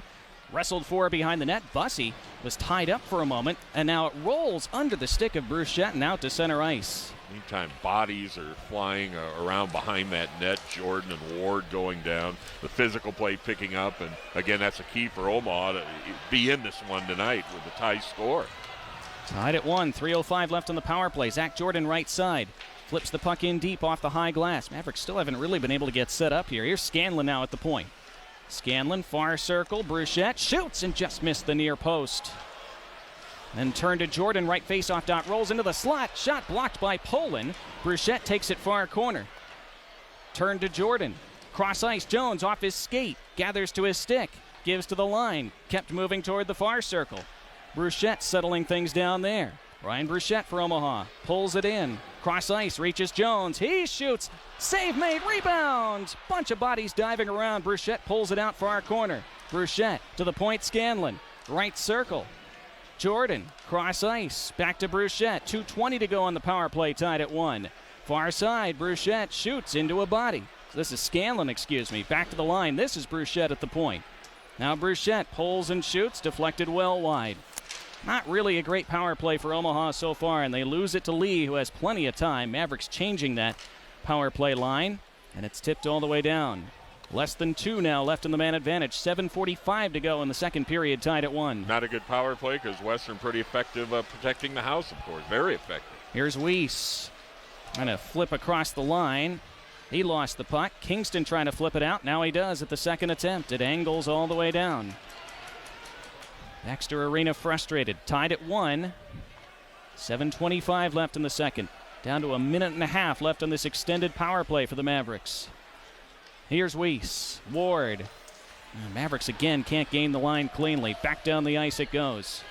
Boy, Hugh McKing's an outstanding penalty killer for Western Michigan. He broke that play up at his team's line there. Polkinen tries the left side. Gets over the line. Absorbs some contact, far wall. Rolls towards Stewart. Tries to jab it and keep it in. Can't do it, and it was almost a breakaway in the opposite direction. Just rolled past. That was Drew Warad. It just couldn't quite bring it in. Final minute of the power play. A 5-minute major. Allison still in the box. Mavericks haven't gotten much going. Now they turn it over at center. Samuelson 2-on-1 over the line. Samuelson missed over the top. And maybe Isaiah Seville got a blocker on it to deflect it out of play into the mesh. 46 left in the power play. Mavericks almost gave up a killer shorthanded goal there. We want to get back to 5-on-5, Lester. I tell you what, that defensive wall that they're putting at the blue, they've figured out what Omaha is doing, coming down the boards. 2 guys, and one guy pushes through and tries to drop it back, and they've got 2 guys there. We've got to change it up, find something else, find another entry into the zone, be it shoot it around hard and get spread out, or try and take it down to the middle. We'll have to see what happens. Tied at 1, 6:37 to go in the period. Mavericks win a defensive zone draw. Can they create a good chance on this major power play? Up the left side they come. Cotenbeetle sealed off. Can't get it deep. Thrown to the line softly, kept in by Jones. To Smallage, right side. He skates in. He shoots, deflected wide. Cotenbeetle gathers far wall. Jones at the line, holds it in for now. Tries to flip it deep. Bafia chopped it out of the air and throws it out to center ice. What hand-eye coordination by Luke Bafia. Western Michigan, again, continuing with their very aggressive in-zone penalty kill. Down to the final 12 of the power play. Mavericks, again, can't get it in cleanly. Lee throws it around the near boards. Smolage keeps at the line, shoots. The goal was off its peg. And the save was made anyway by Bussey. That was weird. 5 to go on the power play. 5:56 to go in the period, tied at 1. Lester should have had your whistle with you. You just, boy, I tell you what, you said it. These guys are so quick, and they're reading our dump it 4, 5 times there, trying to go down that boards, and we're just getting pushed, and you got an easy turnover. Now, a couple times you had Western guys make a bad pass clearing the zone. We were able to keep it in, but we got to figure something out with that power play because they've read it, they've learned it, they're doing something. So 5 seconds left in this one. It's going to be back to 5-on-5. And a huge lift, obviously, for Western. Emotionally, of course, with this game tied late in the second period, 1-1. Penalty about to expire. Mavs across the line, but Konepke was hammered into the far boards. And back out of the box is Allison. Western Michigan, an outstanding job killing that 5-minute major penalty, keeping this game tied at 1. Shots are now even at 15. Mavericks pick up a loose puck in the neutral zone. Sundberg one-hands it deep. And then a neat pass by Addard between his own skates, behind the back, then turned over at the line to Weiss. Weiss knocks it deep to Sundberg. Sundberg tried to flip it far side and just missed. Polkanen was coming down the middle. Sonny looked him off a little bit, looked at him, and then tried to go short side, flipping that one in. Tried to get the goaltender cheating off that far post. Didn't quite work. Now DiPietro gains the line left side for Western. He pulls into his skates and tried to shoot. That was blocked away by Smolage, though, and Bruchette counters for Omaha. 3-on-2 if they hurry. Up the right side, Bruchette. Bruchette shoots into the defender's body. One of those 2 defenders sealed that off beautifully. That was Michael Joyo. And now DiPietro drops to Joyo at the other end, who bullets one wide. A wrist shot missed that far post by a fraction. Tied at 1 with 4:45 to go. Up and down they go. It's a track meet right now. And flipped deep at the end of a shift by Keck. Yeah, really turning into a good college hockey game here at Baxter Arena. Courtnall at center for Western, and that black and gold sweater had it chopped off his stick by Conley, and Joyo has to go retrieve it. And he just took it away from Conley, but Sullivan stacks him up then and halts his progress. Mavericks swarm to the puck and pick it up far corner in the attacking zone. Now Schultz from the line, dumps it at the goal, save made, rebound, blocked by a defender, and then the rebound went just wide of the far post. How did that miss from Sullivan? He had an open goal. Now here they come again into the slot. Conley leaves for Schultz, who missed over the top. Far wall, still kept in play somehow. Conley, far dot, didn't have position to shoot. Pulls it back to the line. Flips it at an angle to the right corner. Proctor after it there. Squibs off his back, he couldn't find it. His teammate Prokop can. At the corner, Prokop turns out of trouble. Prokop wedges it toward the blue, just kept there by Schultz. Schultz to the right corner. One timed into the slot. Van Oss without his stick tries to kick it out of the zone and can't do so. Mavericks keep it in. Ward back to the right side. Conley throws it up top. Deflected down the ice by Courtnall. All the way down. This will be icing against Western. They can't change that tired line. 3:28 to go in the second. Andy Murray might use his timeout here. We're tied at 1. That was better in the power play. Yeah, I think you're going to look at that. He's got to make a time. I mean, that line is gassed. You had a guy without a stick, and they kept the puck moving and winning battles. Exactly what the Mavericks need to do. Put some pressure on them. And Tom Stearns over there, one of the refs, clearing them out. Get away from that bench. Get back out here. He's getting Joyo back out there. And he knows what Andy Murray's doing. It's going to take his time out. Which he does. So, Western Michigan does use its timeout. Tied at 1 with 3:28 to go in that second period. How did that little chip by Sullivan with the goal open flutter wide to that far post? It's one of those weekends, guys. That was such a... He just flipped it, and unfortunately, it went wide. We've had 2 or 3 chances here in front of the net. We just have not been able to get to the back and over the goal line. They've gone wide. We've shot a lot into the blocking guys for Western Michigan. But look at that shot total right now, guys. We've turned the tide. We've got to continue it for the rest of this period, and the last period, of course, as well. That's Western St. James. I'm Terry Leahy, Donnie Barnes, alongside me in the broadcast booth. We're on 1180 Zone 2 on the radio. Shelley Smith producing at our studios in Midtown Omaha, and on the Maverick Digital Network and NCHC TV, UNO College of Communications, Fine Arts, and Media, with our great crew of Matt Kirkle and Phil Lemon back at UNO TV on the Dodge Street campus. The headquarters there, the great crew and the great faculty and the staff with this production. Another one. It's been a big year of Maverick Digital Network, and good to be a part of that presentation as we have a great hockey game going here at Dexter Arena. 3:28 left in the second period. 1-1 the score. Western Michigan and Omaha in the National Collegiate Hockey Conference. Oh my. Face-off win by Western Michigan. They come out of their end right to left. Mavericks able to stack them up at center. Mavericks so much better in the neutral zone in this second period and a lot better in the face-off circle as well. Here's Zach Jordan up the right side for Omaha. Gains the line, drops it to a trailer, slid across Cotenbeetle from a knee. Tried to swat and a one-timer and fanned on it. Yeah, Prokop behind the net can't gain it there. Cotenbeetle had Matthias Samuelson coming at him. Matthias Samuelson just put a big hit on a Maverick. Jordan wrists one wide. That was Stewart who collided with Kingston. They're both back up. Mavericks keep it in the zone. Cotenbeetle loses an edge. Teammates changing. Cotenbeetle does really well, then takes a hit up high and a penalty coming. The official at center ice made the call. The referee, who was right there, didn't make one. And now Cotenbeetle's got to make sure he doesn't take a penalty, as he was tied up with Samuelson after the play. Was Jordan down there tied up with a skate dangerously of a Western player? No, that was Zach Jordan, excuse me. Yeah. You're going to have a review on this one, guys. That was a check from behind and high. Well, a timeout on the ice with 2:42 to go in the second period. They'll review this while we take this break. Tied at 1. This is Mavericks hockey from Learfield, IMG College. Through UNO, I have had access to lifelong friendships. My best friend to this day, I met on the first day of sorority recruitment. I met more friends that first day of recruitment than I think I've probably ever made in my life. In your backyard is Exarban Village. Just because it's summer, not everybody is packing up and going home. Since it is a metropolitan university, you have Omaha right at your doorstep.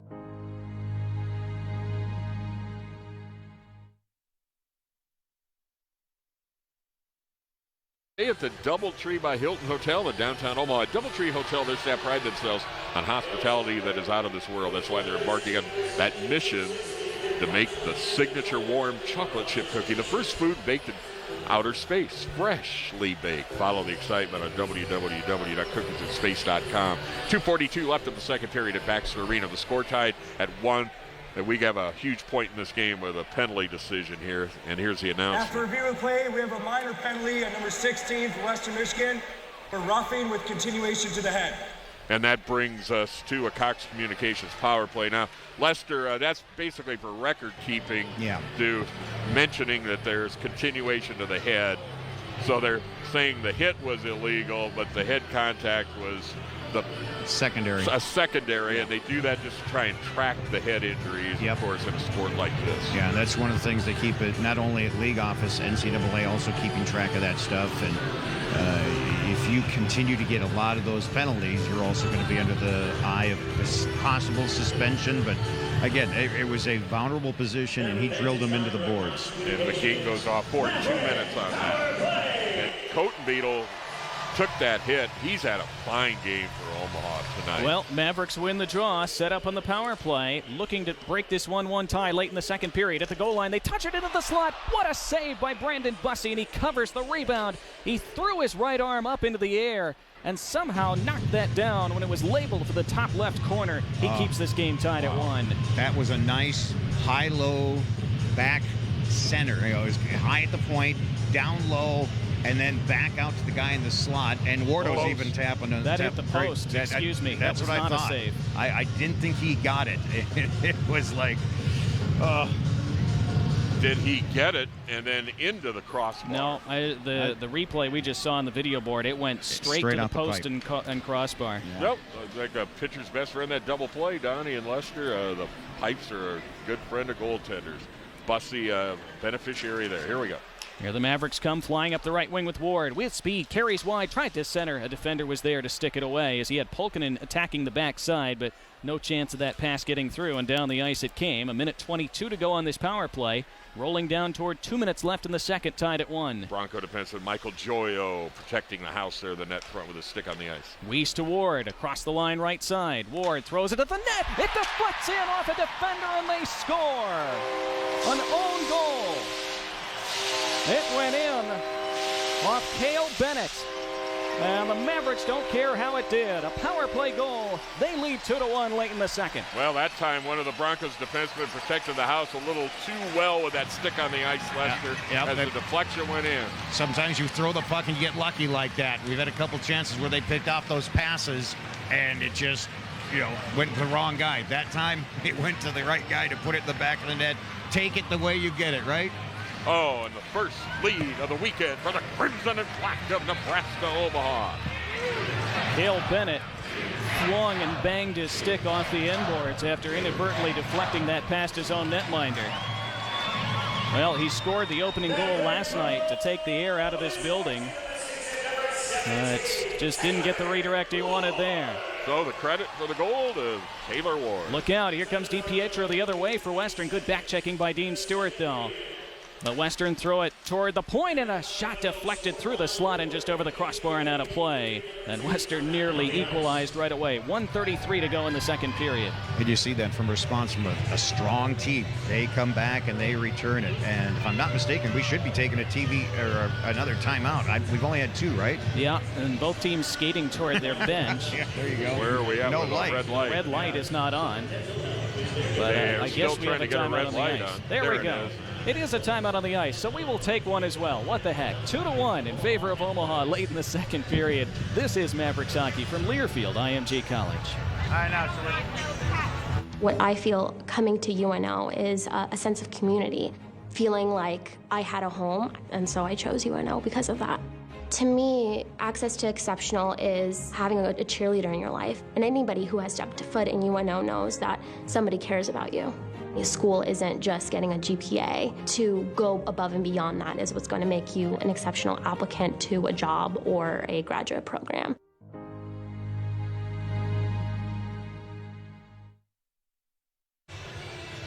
Maverick fans, did you know saving money on car insurance has been in Geico's playbook for over 75 years? So after the game, get a quote at geico.com. Geico's so easy a caveman can do it. 1:33 left in the second period. Omaha finally with a 2-1 lead in this game over Western Michigan at Baxter Arena. But late in this period, offensive zone face-off for Western. Look out here, Donnie. Omaha get on the attack or survive to that room here. And they pile on top of that face-off, which was loose of the dot, and they stick it behind the goal. Mavericks able to persist after that. Then it's whacked to the far side. Konecki there first. Moves it along towards center ice. Now Conley some speed up the left side. He chips it deep. Ward there as well. 2-on-2 battle with speed as they went flying to those end boards. Well, you think this is intense? Now Ward gets pitched to the ice. Fans wanted a penalty there, but nothing coming. Far side, Sullivan gains the puck for Omaha. Tries to bank it toward the line. Good reach by Konecki to reel it in and keep it in that zone, and throwing it deep with a minute to go in the period. And now Stewart almost gains a turnover, able to knock it toward the right corner again. This Mavericks forecheck has been so much better in the second period. Yeah, how about that attack zone time, even strength. Yeah, 2-1 the Mavs lead, final minute of period 2. Pass to center, intercepted by Weiss for Omaha, carries across the line, flips it deep, then he got submarine. Another penalty coming to Western Michigan. Yeah, Tyler Weiss just got leg submarine by the blue line by Austin Rushoff, whom Andy Murray described to you, Terry Leahy, in your pregame interview as octopus-like in his reach. He had a little bit too much reach with his limbs there. Nope, knee. Yeah, he got him with his knee. He stuck it out there as he made the turn, and Tyler did the jump after he pitched it, and he stuck his knee out to take him out. So good, nice little power play here before the end of the period. Let's not give up on Shorty. That's it. Good sage advice. Yep, play really solid here, and then you get going with time, of course, on the fresh ice for the third period. So, a 2-1 Omaha lead, 37.6 seconds left in the second. Mavericks 1 for 5 on power plays tonight. And another Cox Communications Maverick power play. Indeed it is. Cox Communications getting their money's worth in this second period. Yeah. Mavericks hope to as well. They win the draw. And they have it at the left point. Scanlon to the right side, Jones. Back to Scanlon up top. Far circle, one-timer right on. Save made. Rebound was fanned on by Jordan. A bouncing puck in the mid-slot, and he was wide open. He couldn't get his stick on it. Now that's a bad hop. Yeah. Puck comes down the ice. 20 to go in the period. Mavericks up the left side. Bruchette carries across the line. Pulls up. Tries to flip it to the point and gets it there somehow. Now Jones, right circle, skates in. Cross ice, far side, holding. Then thrown across the goal mouth. Nobody could get a stick on it. Held in the zone by Jones. 5 seconds left. Up top, Scanlon. Far side. One-time shot deflected right on. Bussey with 3 great saves. And he covers up at the buzzer. And the second period comes to an end. Brandon Bussey keeping his team within a goal. Zach Jordan flipping his stick against the ice. The Mavericks that close to a 2-goal lead. They'll have 1 minute and 23 seconds of power play time when we resume in period 3. But after 2, they lead Western 2-1. Jordan on the forehand, tight angle, but he wishes he had that. 2 big opportunities. And Brandon Bussey making his next big saves of this game, his next biggest save to keep this a 1-goal deficit for the Broncos. So we're into that second intermission while Omaha wins the 2-1 lead here at Baxter Arena. And we'll go back to our studios on this Maverick Digital Network broadcast for our analysis from Matt Kirkle and Phil Lemon. It's Omaha 2 and Western 1 through 40 minutes. This is Mavericks hockey from Learfield, IMG College. The home conference of college hockey's last 4 national champions returns to Xcel Energy Center and the State of Hockey. 4 NCHC teams will do battle at the 2020 NCHC Frozen Face-Off on March 20 and 21. Don't miss a moment of the action. All session ticket prices start at just $30 per session. Purchase your Frozen Face-Off tickets now at Ticketmaster.com.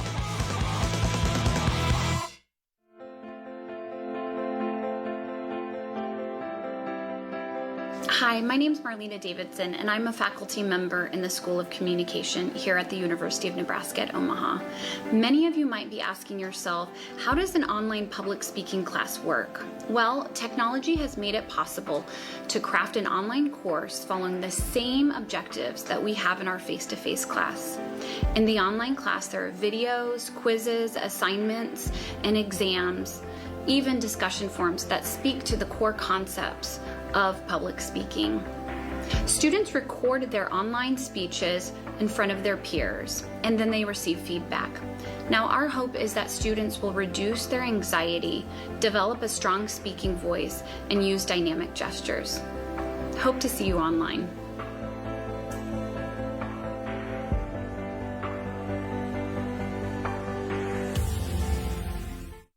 Benson, where creativity is our culture. Benson's lively atmosphere offers a unique experience. Come enjoy great live music, enjoy a variety of bars, get amazing food from local restaurants, and shop at local businesses. Whatever you do, you won't be disappointed with your experience. Learn more at experiencebenson.com.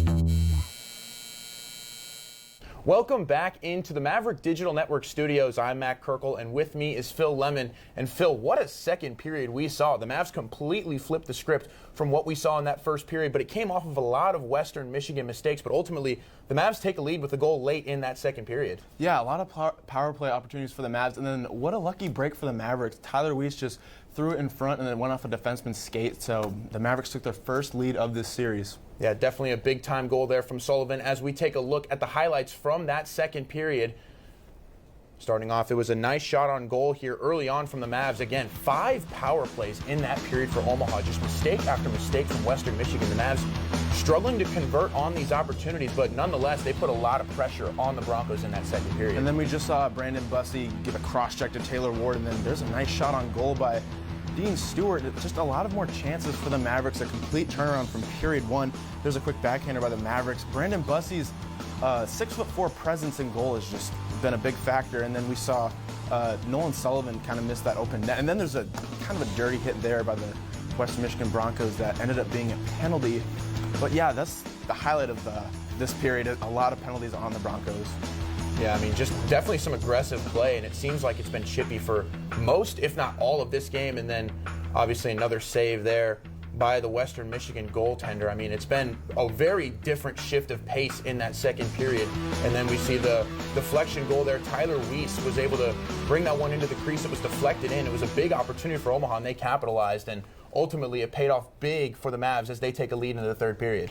And this has definitely got to give them some confidence, because Western Michigan, as in my opinion at least, they're very underrated. They're fourth in the conference, but they got so much speed. And I mean, in that first game, we just saw them just outskill the Mavericks completely. But this should be a very interesting final period for the Mavericks. And let's take a look at the stats from that second period.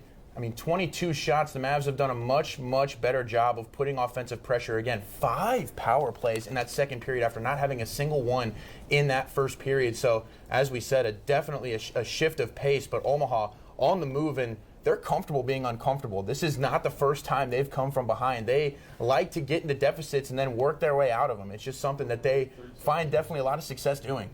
And for the Mavericks, what I want to see in the third period is just having them convert on those power plays, because we saw Wade Allison's 5-minute major, and Mavericks didn't score in that, so I'm just eager to see what's going to happen. Yeah, we definitely have an exciting third period in store for us here tonight. When we return, we'll take a look at how a man at UNO has used the excitement of Omaha sporting events to help students get involved with their peers while creating memories that last a lifetime. Stay right here. You're watching Omaha Hockey on the Maverick Digital Network. That was a great period, oh my gosh. Do you actually think we're going to... UNO, I have had access to lifelong friendships. My best friend to this day, I met on the first day of sorority recruitment. I met more friends that first day of recruitment than I think I probably ever made in my life. In your backyard is Exarban Village. Just because it's summer, not everybody is packing up and going home. Since it is a metropolitan university, you have Omaha right at your doorstep.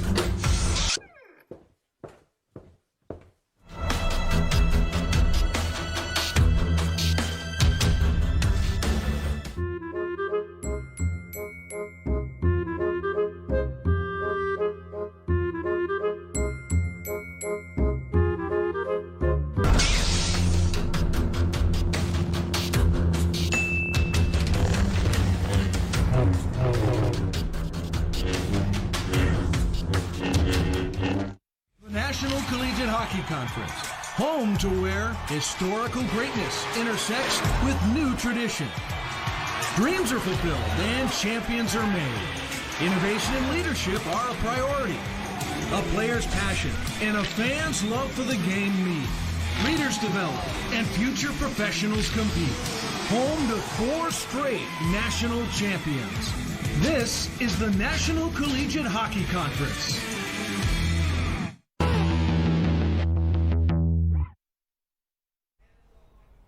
And welcome back into the Maverick Digital Network studios. Matt Kirkle and Phil Lemon here with you. If you've had the good fortune of traveling to see Omaha sports on the road, you've likely seen a group of students cheering on the Mavericks. The man responsible for this group, Bill Pickett, has coordinated nearly 50 of these road trips, sending Mavs across the country to support Omaha athletics. But his role goes way beyond coordination. It becomes his second family. Our reporter Ben Hellwig had a chance to sit down with Pickett and discuss how his role at UNO isn't just a job, it's a lifestyle. Full.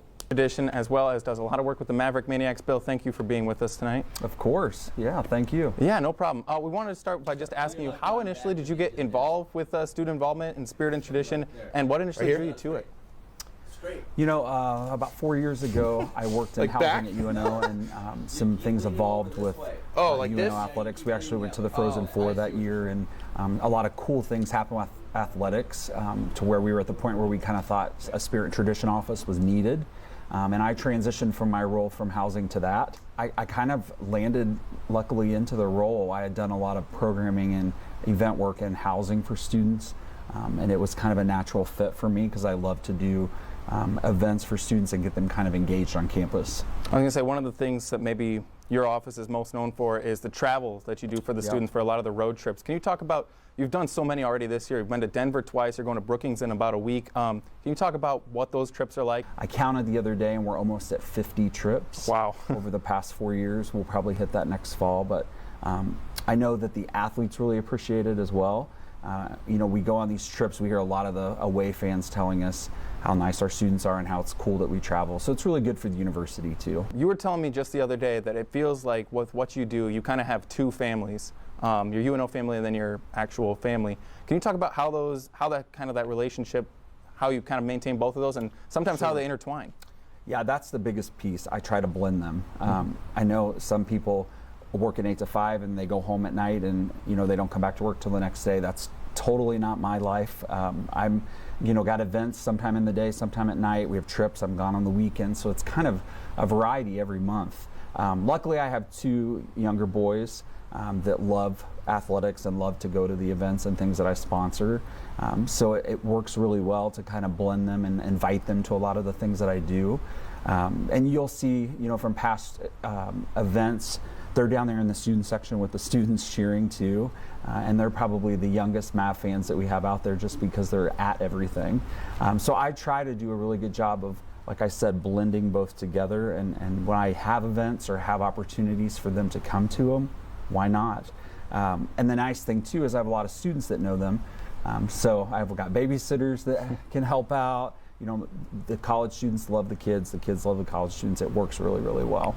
It's really cool. And then the relationship you have kind of with students just on campus, because you'll go to lunch and you'll have students wave at you or say hello, but you also talked about how, you have gotten calls from students in the middle of the night to come change a flat tire, or another student was telling me how you're an honorary frat member with the Pikes or like that. You have a genuine connection with the students. Can you speak to kind of that connection that you have with the university as a whole? Sure. I mean, my role is very administrative, but I also know that we're here for the students, and without them here on the campus, I wouldn't have a job. So probably the most rewarding component of my job is hanging out with students, socializing with them, eating lunch with them, helping them succeed.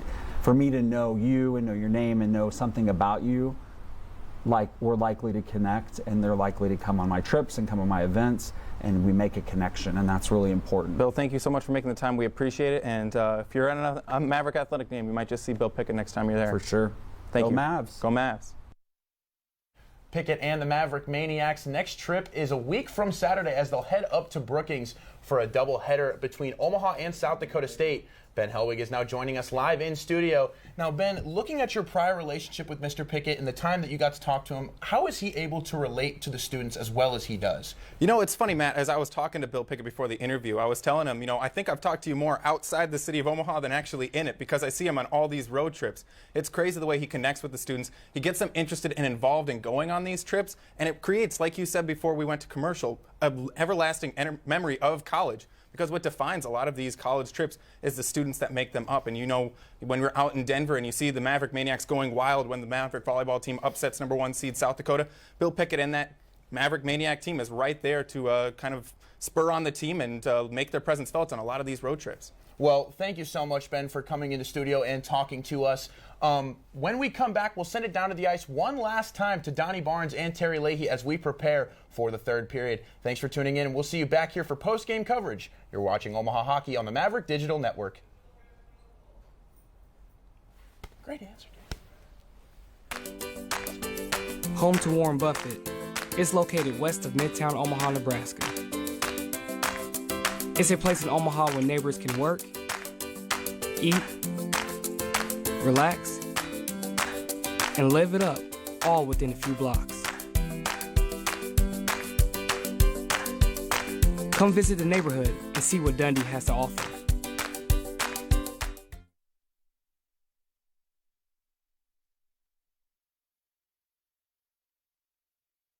Welcome back into the Maverick Digital Network studios. Matt Kirkle, Phil Lemon with you here. The third period is ready to get started down at Baxter Arena, so we won't wait any longer. We're now going to send it down to Donnie and Terry on the ice. Gentlemen?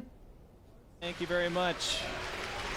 Matt and Phil back in our studios. We appreciate it. Great job so far tonight. The Mavericks with this 2-1 lead over Western Michigan. The lights dimmed here at Baxter as that hype video pre-third period is playing on the video board. And well, the Mavericks, they outshot Western Michigan 16-3 in that second period. That's because they spent a lot of the period on the power play. They cashed in late with that power play goal, and they're back on a power play for another minute and 20 seconds or so to start period 3. Very loud in the background, as you can hear, those misters going on, those fog cannons behind all four corners here, but it's been a loud building tonight. That's the way you want it. The Mavericks looking for that first home conference win of the season.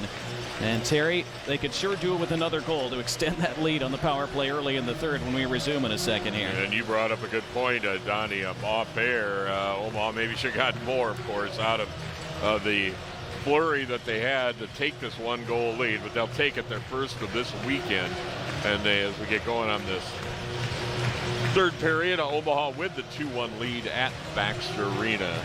As it sounds like we're rejoining our radio now, 1180 Zone 2, as we're getting ready to go with the third period, of course. Shelly Smith producing back there, doing a great job, and on the Maverick Digital Network, and also on it, which is part of NCHC TV. Our out-of-town scoreboard, if we could look through that quickly, brought to you by Bud Light. Maverick hockey fans, remember that game days are best enjoyed with a crisp Bud Light. Bud Light Crisp, please drink responsibly. And final score, St. Cloud State sweeps Miami with a 3-0 victory.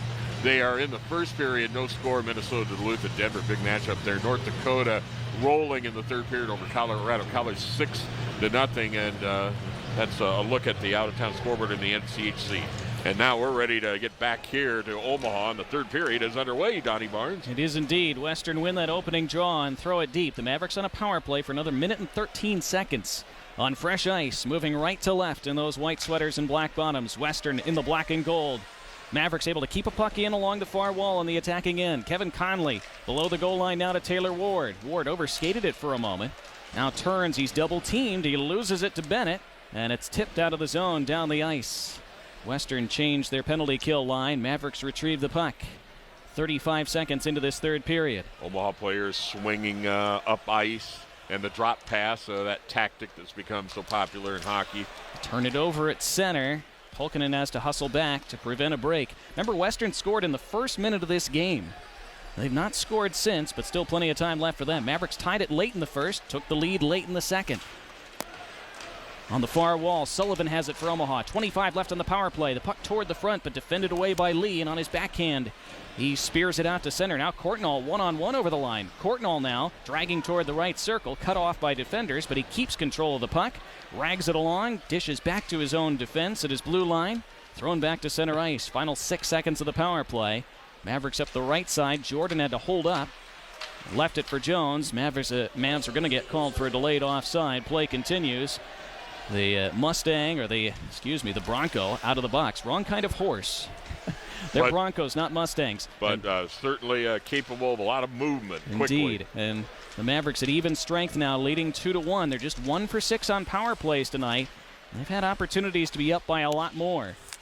And Western, plenty dangerous. But the Mavs chasing a puck behind the attacking goal. Now Smolich throws it toward the net from the right wall. Deflects toward the circle where Jordan swung and missed at it. Persists after it. Just couldn't ever gain it cleanly.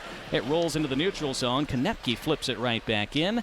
18 minutes to go. 2-1 Omaha. Well, that's a simple play. Just get it in deep. Omaha has the lead. Western Michigan were out shooting Omaha 12-6 after the first period. Now it's 22-15 UNO. Partly because of all the power plays the Mavericks have had, but they've also been a lot better since late in the first. Here they come 2-on-2. Cotenbeetle trying to give it ahead to Sundberg. That was knocked back out to center ice. But the Mavericks rewind there with Sullivan. He banks it deep. Cotenbeetle strides after it. Slammed around the near side by Western. Mavs keep them pinned in. Sullivan behind the net. Turns to the far side. Tried to dish it in front. Deflects into the slot. Swung on and missed by Cotenbeetle there on a bouncing puck. Cotenbeetle was able to prevent a breakout by Western, but now it rolls to center. And Passolt The Broncos bench was hollering for a trip as Passolt swept it into the Omaha end. Nothing called. Had my head on a swivel looking at both of those referees with the orange armbands. Yeah, Mavericks might have gotten away with one there. Well, they got to be careful here in this third because they've only been called for one penalty tonight. Here's Sullivan for Omaha, dropping to the slot for a shot that flew over the top from Kevin Conley. He caused the turnover, got that shot there. Great opportunity for the Mavs. Here comes Ethan Frank countering for Western with a shot that thumps into the stomach area of Isaiah Seville, who left no rebound. He halts play with 16:46 remaining. It's still 2-1 Omaha. Ethan Frank finding that time and space again. Omaha defenseman Lester getting drawn to the middle with good reason. This is a balanced team, good firepower. Yeah, you got to watch that. That defenseman has got to keep his eye on that far side, not get sucked to the middle. Got to have time and space, as we talk about so often in this game. Mavericks win a draw. They got dominated in the faceoff circle most of the first period. They can't get out here, though. Joyo, goal line right, throws it at the net from an angle. Shouldered away by Seville. The Broncos keep it alive, though. Courtnall curling in from the corner. Around to the far side, hands to the left point, then to the right point, Joyo. He flips it toward the goal, looking for a redirect from Van Oss, who was in the slot. Van Oss couldn't get his stick on it, and Pulkkinen drags it out to center ice. 2-1 Omaha, 16-17 left. Mavericks desperate for 3 points tonight. After losing here last night, they turn it over at center. Rushoff for Western, drags into the slot. It rolled off his stick. He pursues it to the far corner and knocks it deep. All right, that was a tough deflection off of Tyler Weiss's stick that gave that time and space to Rushoff there. Wow. Stewart behind his net turns it over far corner. Uncharacteristic for the Mavs captain, but then it rolls right back to him in front of the net where he'd retreated to defend. Now a foot race at the other end as it banks ahead, and Bussey has to stick it away from the on-rushing Zach Jordan. And it's picked up by Western Michigan with 15:38 to go. They trail Omaha 2-1. DiPietro flies through center. He shoots off a skate. Rushoff has it fall to him. It rolls in on Seville, who makes the save. And then a penalty coming to Omaha. And the Mavericks now will be shorthanded with 15:30 to go, leading 2-1. Well, that's trouble, but a huge save by Isaiah Seville there off the stick of Austin Rushoff. Rushoff is just so intimidating, with his size and with his speed. He turned that corner on that turnover and boom, tried to do a little bit too fancy with the go around, slide it through the defenseman's skates and go around him. But man, he lets that shot go. He's another one of those Western Michigan guys that's going to be playing at that next level soon. That big size, 6'7". So the Mavericks, who killed off the lone Western power play of the evening, will have to kill another to keep their 2-1 lead, but the faceoff is won by Western, and Joyo skates in right circle, gets it back, one times it on goal, and a left pad save there by Seville. Sounded good, didn't it? It did. Back to the line, Joyo. Right circle, Passolt skates in, looks, hands to the goal line, swept across and missed on the far side. The pass missed Warad, that is. Wasn't Warad's fault, but he was wide open with what would have been an open net. Mavericks survive that for now. They chip it toward the far corner, go after it there, but DiPietro's there first. Gives to a teammate. Now it works toward the line, and it's kept in there by Joyo. And Joyo, with 1:25 on the power play, gives to the far circle for a one-timer that was blocked in front and then cleared from his knees by Scanlon. What a play. Yeah, outstanding effort by the freshman defenseman Brendan Scanlon out of that huge hockey community, of course, in Canada, Hamilton, Ontario. 14:40 to go. 2-1 Omaha. 1:07 left on the power play. Short-handed Prokop knocking a puck ahead, melting a little bit more penalty kill time as Western regather behind their net. Halfway through their man advantage now. They miscontrol it at center, and it's knocked back down the ice, this time by Konepke. Crowd responds. Such a crucial game for Omaha. Looking for a first conference win at home this season. They've been great on the road. Get better here on home ice. Western back across the line, touch it in front, loose in the slot, they score. The Mavericks could not find the rolling puck, and Austin Rushoff did, and he slammed it past Seville at close range to tie this game at 2 with 14:07 to go. That was slow motion. Chase Primo, number 13 in the white sweater for Omaha, covers Wade Allison down the slot, but that puck's loose. The Mavs couldn't find it. Rushoff did. Yeah, just like a bounce off their guy. That's a fortunate bounce. It just got through. Chase had his guy covered and went on out the skate, and with those long arms of Rushoff, he just was able to reach it and sweep it towards the net, and it hit the inside of the post and went by Isaiah Seville. Knotted up. Yeah, 14:07 left in the third with that 2-2 score. Yep, knotted up. It's a whole new ball game for the next 14 minutes. Andy Murray in the pregame show, guys, telling me Austin Rushoff's the key to the DiPietro Allison line. I thought, all right, you're just trying to give your center some props there. No, he's right. No doubt about it. Again, as I mentioned in the second period, with that reach at 6'7", Andy Murray said he's like an octopus. Now a puck bounces in front, and the Mavericks couldn't get to a loose one. Big bounce off the end boards that Brandon Bussey misread. And Conley just couldn't find it around a defender's stick. Yeah, and that defender was Matthias Samuelsson with his reach. Taylor Ward was also bearing down. Van Oss protects the puck out of his zone for Western now. They come left to right with momentum, having just tied the game. Poland skates it in, leaves for Van Oss right dot. He tried to push it toward the goal. It was blocked by Proctor, but gained back and sent to the line. One-timer, Addard was on target. Pad save by Seville, and Ward takes it out of there and skates it out of danger for Omaha. 13:20 to go. Ward gains center and shoots in from there and goes off on a change. Mavericks have got to regain momentum. Sundberg keeps a puck in left side, but loses it from there, and Addard at center ice is dispossessed by Tyler Weiss. Polkinen with good forechecking here. He's going to go in again along with Sundberg. Sundberg gets to a puck first, sends it in front, and Polkinen's close range shot from the side of the goal, sealed off at that far post by Bussey. Western Michigan countering left to right, and they shoot deep. Seville thought about going behind his net to play it, thought better of it, and made the right decision.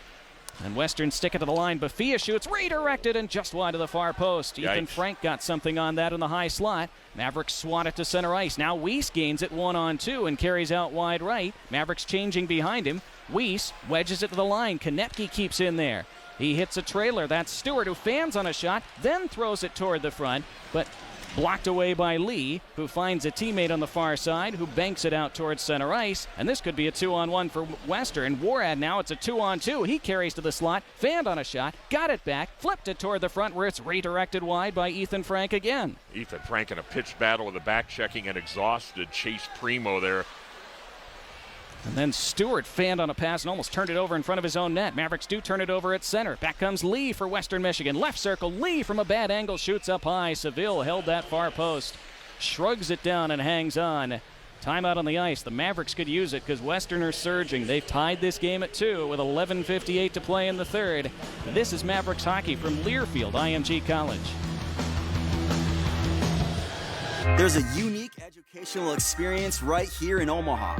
With access to top-rated programs, in-demand degrees, and a worldwide community of graduates, UNO prepares students for life, wherever it may lead. From Omaha to Italy to Uganda to Japan, Mavericks are working in communities around the globe. So where will a degree from UNO take you? UNO, access to exceptional, access to the world. Learn more at unomaha.edu.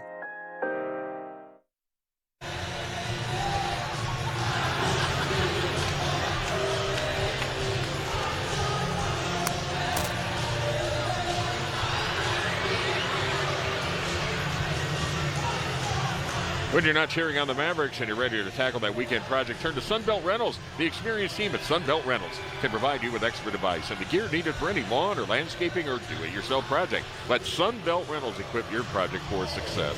11:58 left in the third period. Regulation at Baxter Arena. 2-2 the score, Western Michigan and Omaha. Lester St. James reporting ringside. I'm Terry Leahy along with Donnie Barnes. And coming out of this media timeout, that was scary. Ethan Frank getting to the net front.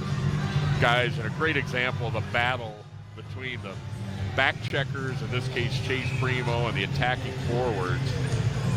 Frank able to get a little position in front there inside of that check on a gas Primo, and Omaha fortunately able to get the stoppage done. And then out at center off the draw, Conley just had it roll off his stick. He would have been one-on-one with a defender. Western Michigan counter and toss it deep. Rushoff with that 6'7" reach behind the net. He was out-muscled for the puck, though, by Sullivan. Nice work down there. Mavericks come out right to left. Can't control at center. Ward against the far boards. Try to reverse it for Conley. It banked off his back. And Konecki retrieves at his line for UNO. Tied at 2 with 11.5 remaining. Pushed ahead to Conley at center ice. Conley strides ahead. Lifts it into the western end. Bruchette skates after it. Ties up a defender's stick. But following up on the play was Austin Rushoff. Back down the ice it flips. Gathered in by Kirby Proctor for Omaha in his own zone. Sidesteps one man, tried to pass up the near side, intercepted. Cole Gallant had it roll away from him. He pursues Schultz into the right corner. Schultz able to outlet neatly, though, to Jordan, who leaves it for Primo, and Primo's cross-ice pass didn't quite reach Austin Bruchette. Every inch of ice being contested for furiously with 10:52 to go in a tie game. Now puck turned over by Western. Bruchette high slot being swarmed on by Samuelson. He went down. Fans hollering half-heartedly for a penalty. That wasn't going to come. Now Prokop far side turning with it. Mavericks attacking here with Schultz outside the right circle. Schultz protects the puck. Holds at the far corner, John Schultz. Decides to turn it deeper for Cotenbeadle. He has Samuelson all over him, and Cotenbeadle giving up about a foot in size differential there, but he wins the puck anyway. Emerges far side, Travis Cotenbeadle. Then throws it at the goal. Save made, and then the goaltender, Bussey, kicked the goal off its pegs with his left skate. The question is whether that was intentional. No, you're going to have a penalty on the far side. Referee Tom Stern over there pointing, and the Maverick, I'm trying to see who it was down there. Cotenbeadle, or no, is that ZJ? 27 got just crushed into the far post. And Kingston is going off. Penalty to Western Michigan. Power play Omaha with 10:20 to go. Michigan number 11 for interference. Interference the call to Rhett Kingston. Tom Stearns with the announcement. The official. Fellas, Travis Cotenbeadle has played his finest game as a Maverick, a sophomore out of Sauk Rapids, Minnesota, 5'9", 170. He's really had just an outstanding effort. Now, I realize he's not on that score sheet, but making contributions in so many ways beyond that. Yeah, his effort tonight has been top-notch, and this Maverick team, this is perfect training for these guys for what's coming up here in about 5-6 weeks. Playoff hockey at its finest. It really is. This has been a really good college game here in front of a big crowd. Mavericks 1 for 6 on power plays tonight. Tied at 2 with 10:20 to go. Face-off, won by Western Michigan. They throw it off the side of their cage. It rolls toward the far side, and then it's hammered down the ice. Well, the Mavericks, that was a crazy bounce on the puck, and they just couldn't find it. Shots are 24-22 UNO. Goals are 2 each. Western led 1-0. Omaha led 2-1. Now it's 2-2. Mavericks drop it through center. Polkinen for Weiss, left side. Enters the zone. Now Scanlon at the point. To Weiss outside the left circle. Mavericks set up here with 1:30 to go on their power play. Weiss carries in, flips it at the net. It bounced right back to him. He gives far dot for a shot that flew over the top and wraps around the near boards and can't be kept in as it rolls to center ice. Mavericks effective with a double drop pass entering the Western zone now and offside against And they're Omaha. offside at the far side of the blue line with 1:18 left on their power play. 9:38 to go, tied at 2. So there's an adjustment by Omaha with the drop pass, doing it twice in the neutral zone to get into the offensive zone with speed, Lester. Yeah, they've done it a couple times, and they got away from it, trying to do that two-man up the boards, and that it's such an effective, especially when you get that defenseman to bite and open up that lane on that side board. Neutral zone draw. Mavericks win it. 1:15 to go in their power play. Clock running as they regroup at their own blue line. Stewart carries ahead. Threw it off a teammate's skate inadvertently. It does go deep. Behind the Western goal, a hack at it there, 3-on-3. Mavericks pull it out of there. Centered for a one-timer, blocked down by the lone defender, Ethan Frank. What a play. Mavericks were in a good spot, and Frank snuffed it out. Yep, Bruchette with that shot on the forehand, punching it forward off the left wing. Mavericks at their own line. Come ahead towards center. Bruchette over the line to Primo, left side. Couldn't command cleanly. Bruchette follows up and does. Bruchette flips it far side. Up top, Stewart. One-timer flies over the top. From the ricochet, it's stick to the near boards and pitchfork down the ice by Western Michigan's Hugh McGing. Half a minute to go on the power play. Unfortunately for Omaha, Cale Bennett was there to play that carom and get the puck out of danger. And now a whistle behind the play, and somebody's getting called for too many men. They took their time too far distance. They'll give you a little bit of leeway to the bench, but you had 6 guys on the ice. It'll be against the man. Omaha for too many players on the ice. Yep. And, of course, you have the director of officiating, the crackdown on that rule. The emphasis came in this year, so that's the call. I don't, the defense both went, so I don't think it was either of them, but one of the forwards either just took his time getting back or just peeled off and somebody jumped on. But, yeah, that was a major mistake. Mike Abinet is very calm behind the Mavericks bench at all times, but he just kind of stared at the ground for a few seconds. He's steaming, you can tell. That's as close to steaming as he gets. But what a mistake. 8:44 to go in the third, tied at 2. This is going to be 4-on-4 for 24 seconds. Then Western Michigan will have their third power play of the game. You saw Zach Jordan go in for Omaha to serve it. Puck comes down the ice into the Western end. 15 left on the 4-on-4. The Broncos have it behind their net. Up the right side they come with Warad. Warad carries across the line for Western. Warad now to the high slot. Now he shoots and just missed the near post. 3 seconds, 2 seconds. Now the man comes out of the box for Western Michigan. They start a power play for 1:35, trying to untie this 2-2 game.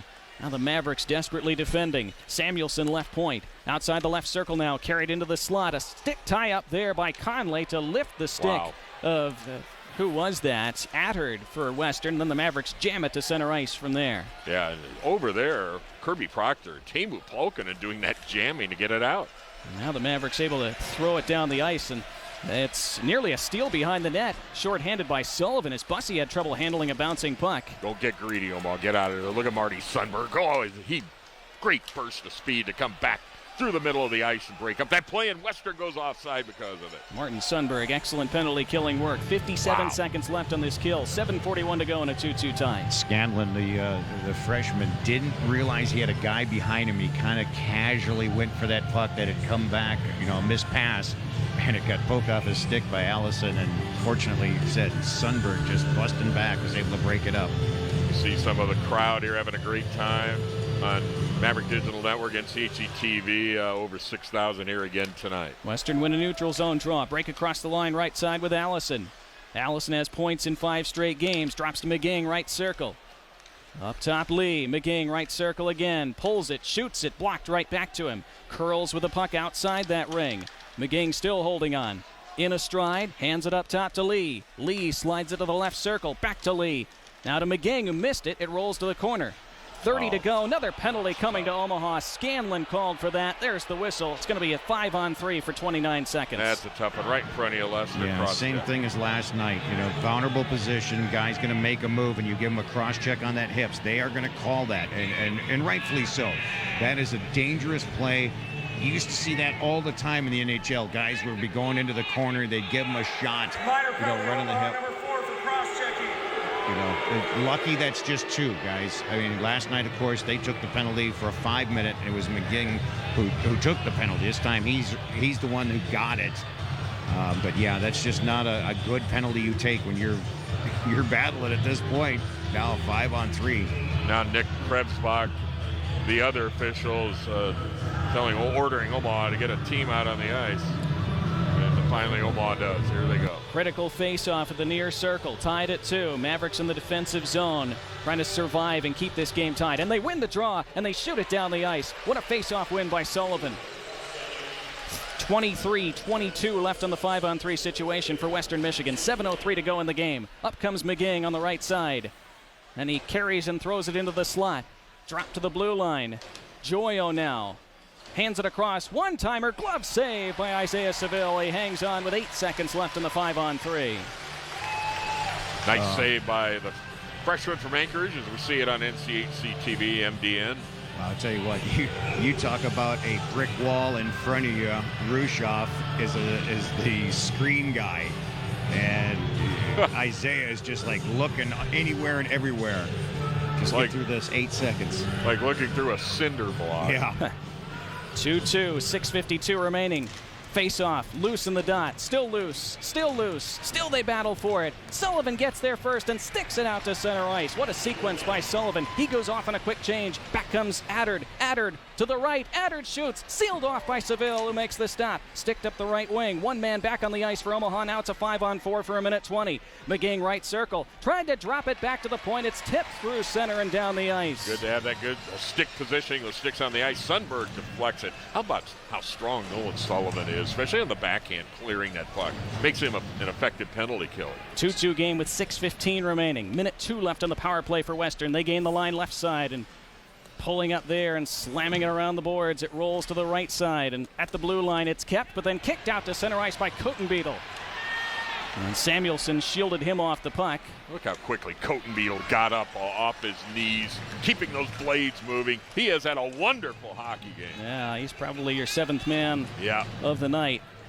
But a lot to be determined before we get to that on our post-game show. 33 left on the power play for Western Michigan. At the near wall, they fight for it. And it slid toward the line and swatted just across by Sullivan, who dove after the Mavericks looked like they were going to miss a great chance to clear. Lester and I nearly came unglued on that one. He was trying to make a pass. You got to love the energy of these guys, trying to make a pass on shorthanded like that, but that was dangerous. Here comes Passolt. He's pasted to the right corner boards. It rolls to the line. Joyo keeps with 10 to go on the power play. Joyo sweeps it left. Shot. Glove save. Seville, as he took that one away and keeps this game tied with 5 seconds left on the power play.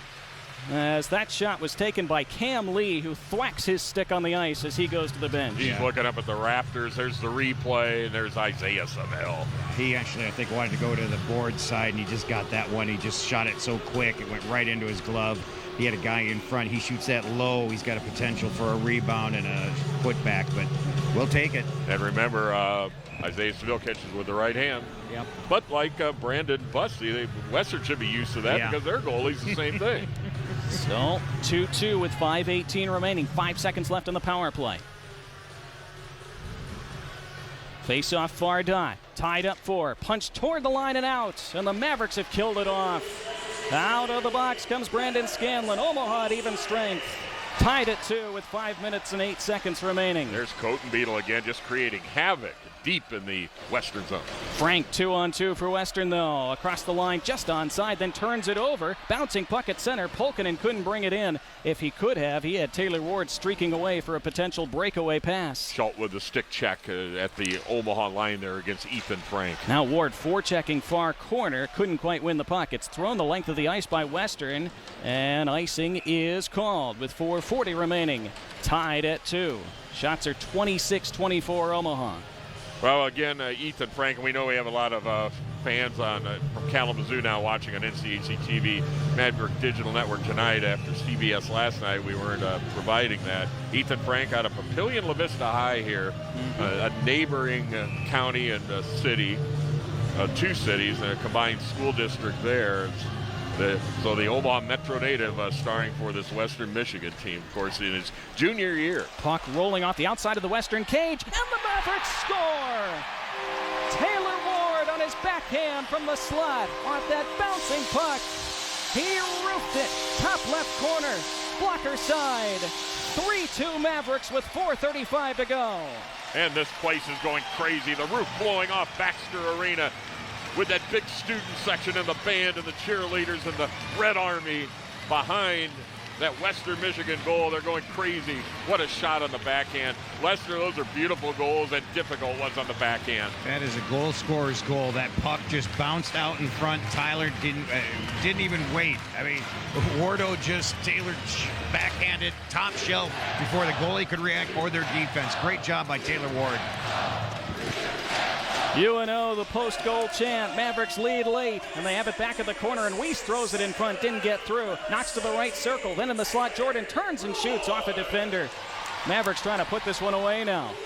Punched behind the net. Lee takes it for Western Michigan, skates it past Weiss, then turns back behind his own goal and uses it as a shield as he banks it down the ice. Mavericks get it back at center. 4:06 to play. They lead 3-2 as they shoot it deep and complete a line change. Yeah, Noah Prokop knows what to do with that puck. Get a line change, quick changes, get it in deep in that Western end. Now it's shot into the Omaha end, and Stewart, team captain, defending at his far corner. Throws it up the far boards, tipped down the ice. A foot race now between Sullivan and McGing. McGing gets there, hands it back to center for Lee with a good back pass. And now Courtnall across the right of the line for Western. He drags into the high slot, keeps possession for now, sweeps it deep. Samuelson at the far corner, moves it further to Allison at the goal line. Allison to Samuelson outside the left circle, tried to center. That was sealed off. Mavericks can rush right to left. And 1-on-2. Cross the line, Bruchette. He protects the puck out wide, tried to drop it in front. Blocked back toward that far corner.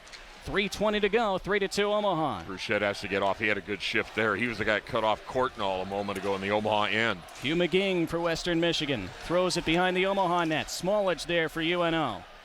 Bounced up in the air to the near wall. Mavericks couldn't control it cleanly. Comes to Kingston, whose shot was blocked and out to center ice, and Conley strides after it far wall. He picks it up and then lost it, and it's regathered by Rhett Kingston, who lifts it up just under the video board at center ice. It rolls off a couple sticks at center. 2:48 to go with the Mavericks hanging on to a 3-2 lead. Wonder we don't have an infield fly rule called on some of these pop flies we're seeing here in this sequence. Mavericks behind their net. Conley right side, hit on a good pass. Lost the handle, but at least jammed it to center. Primo followed up, and he flips it into the western end. 2:30 to go. Every time the Mavericks can shoot in deep, that's precious at this point. Jordan steals a puck behind the net. Tried to give in front. Bounced out toward the line. And it's handed towards center ice and shot into the Omaha zone as they chase it toward the right corner with 2:18 remaining. Scanlon now striding after it far side. Western keep it, though, behind the net. Warad tries to walk in front, side of the goal. Seville trying to find it, knocked away from him to the far wall. Primo's there, off the boards, kept in at the left side of the line by Addard. Mavericks still can't get out. Samuelson, cross ice, right side, pass hold, into the body of Seville. He makes the save. He covers the rebound. With 1:57 to go, it's still 3-2 Omaha. I'm just losing my mind up here. Addard with a great job holding that puck in at the left point. Wow, are they good at that? Keep your mind together up there, Terry. Come on now. I'm down here on ice level, and you can tell the frantic pace for both teams as Western is pressing, and the Mavericks doing a great job protecting the house, keeping out that Bronco. This is going to be a great face-off opportunity here for Sully to win it, and let's get it out of the zone. Western did use their timeout, fellas. Yep, they don't have a timeout remaining. Mavericks win the draw, off the high glass and out to center. Tipped ahead by Bruchette. He carries across the line right side. Bruchette in deep now, behind the Western net. Forced out wide right side, sticks it to the line, kept by Konepke, who pitches it deep again. Good work by Nate Konepke. Now Sundberg wins a puck behind the net with Bafia all over him. Then it's wedged off his tape. Sundberg and Bafia kept wrestling behind the play. Here comes Rushoff for Western Michigan. Goalie to the bench. Extra skater coming on. 6-on-5. It's centered in front. Missed everybody. Sundberg flips it across the line out to center ice. Net empty to our left. 1:20 to go. Omaha leading 3-2. Mavs don't take an icing there. Rushoff in on the right side. Throws it in front. Sticked away by Seville toward the far boards. Mavericks can't clear yet. Loose in skates. Pulkkinen wrestling for it. Still hammered at, up into the air, high slot, knocked down. McGing shoots, blocked in front by Stewart. To the far corner, then back to the line. Held there by Western with 1 minute to go. They throw it to the goal line left. Allison miscontrolled, but Rushoff has it. Nudged behind the Omaha goal to DiPietro. He sticks it in front. Missed there. Flipped down the ice by Omaha. Toward the open goal. It rolls. It rolls. It's there. The Mavericks score with 47 seconds to go. They lead 4-2.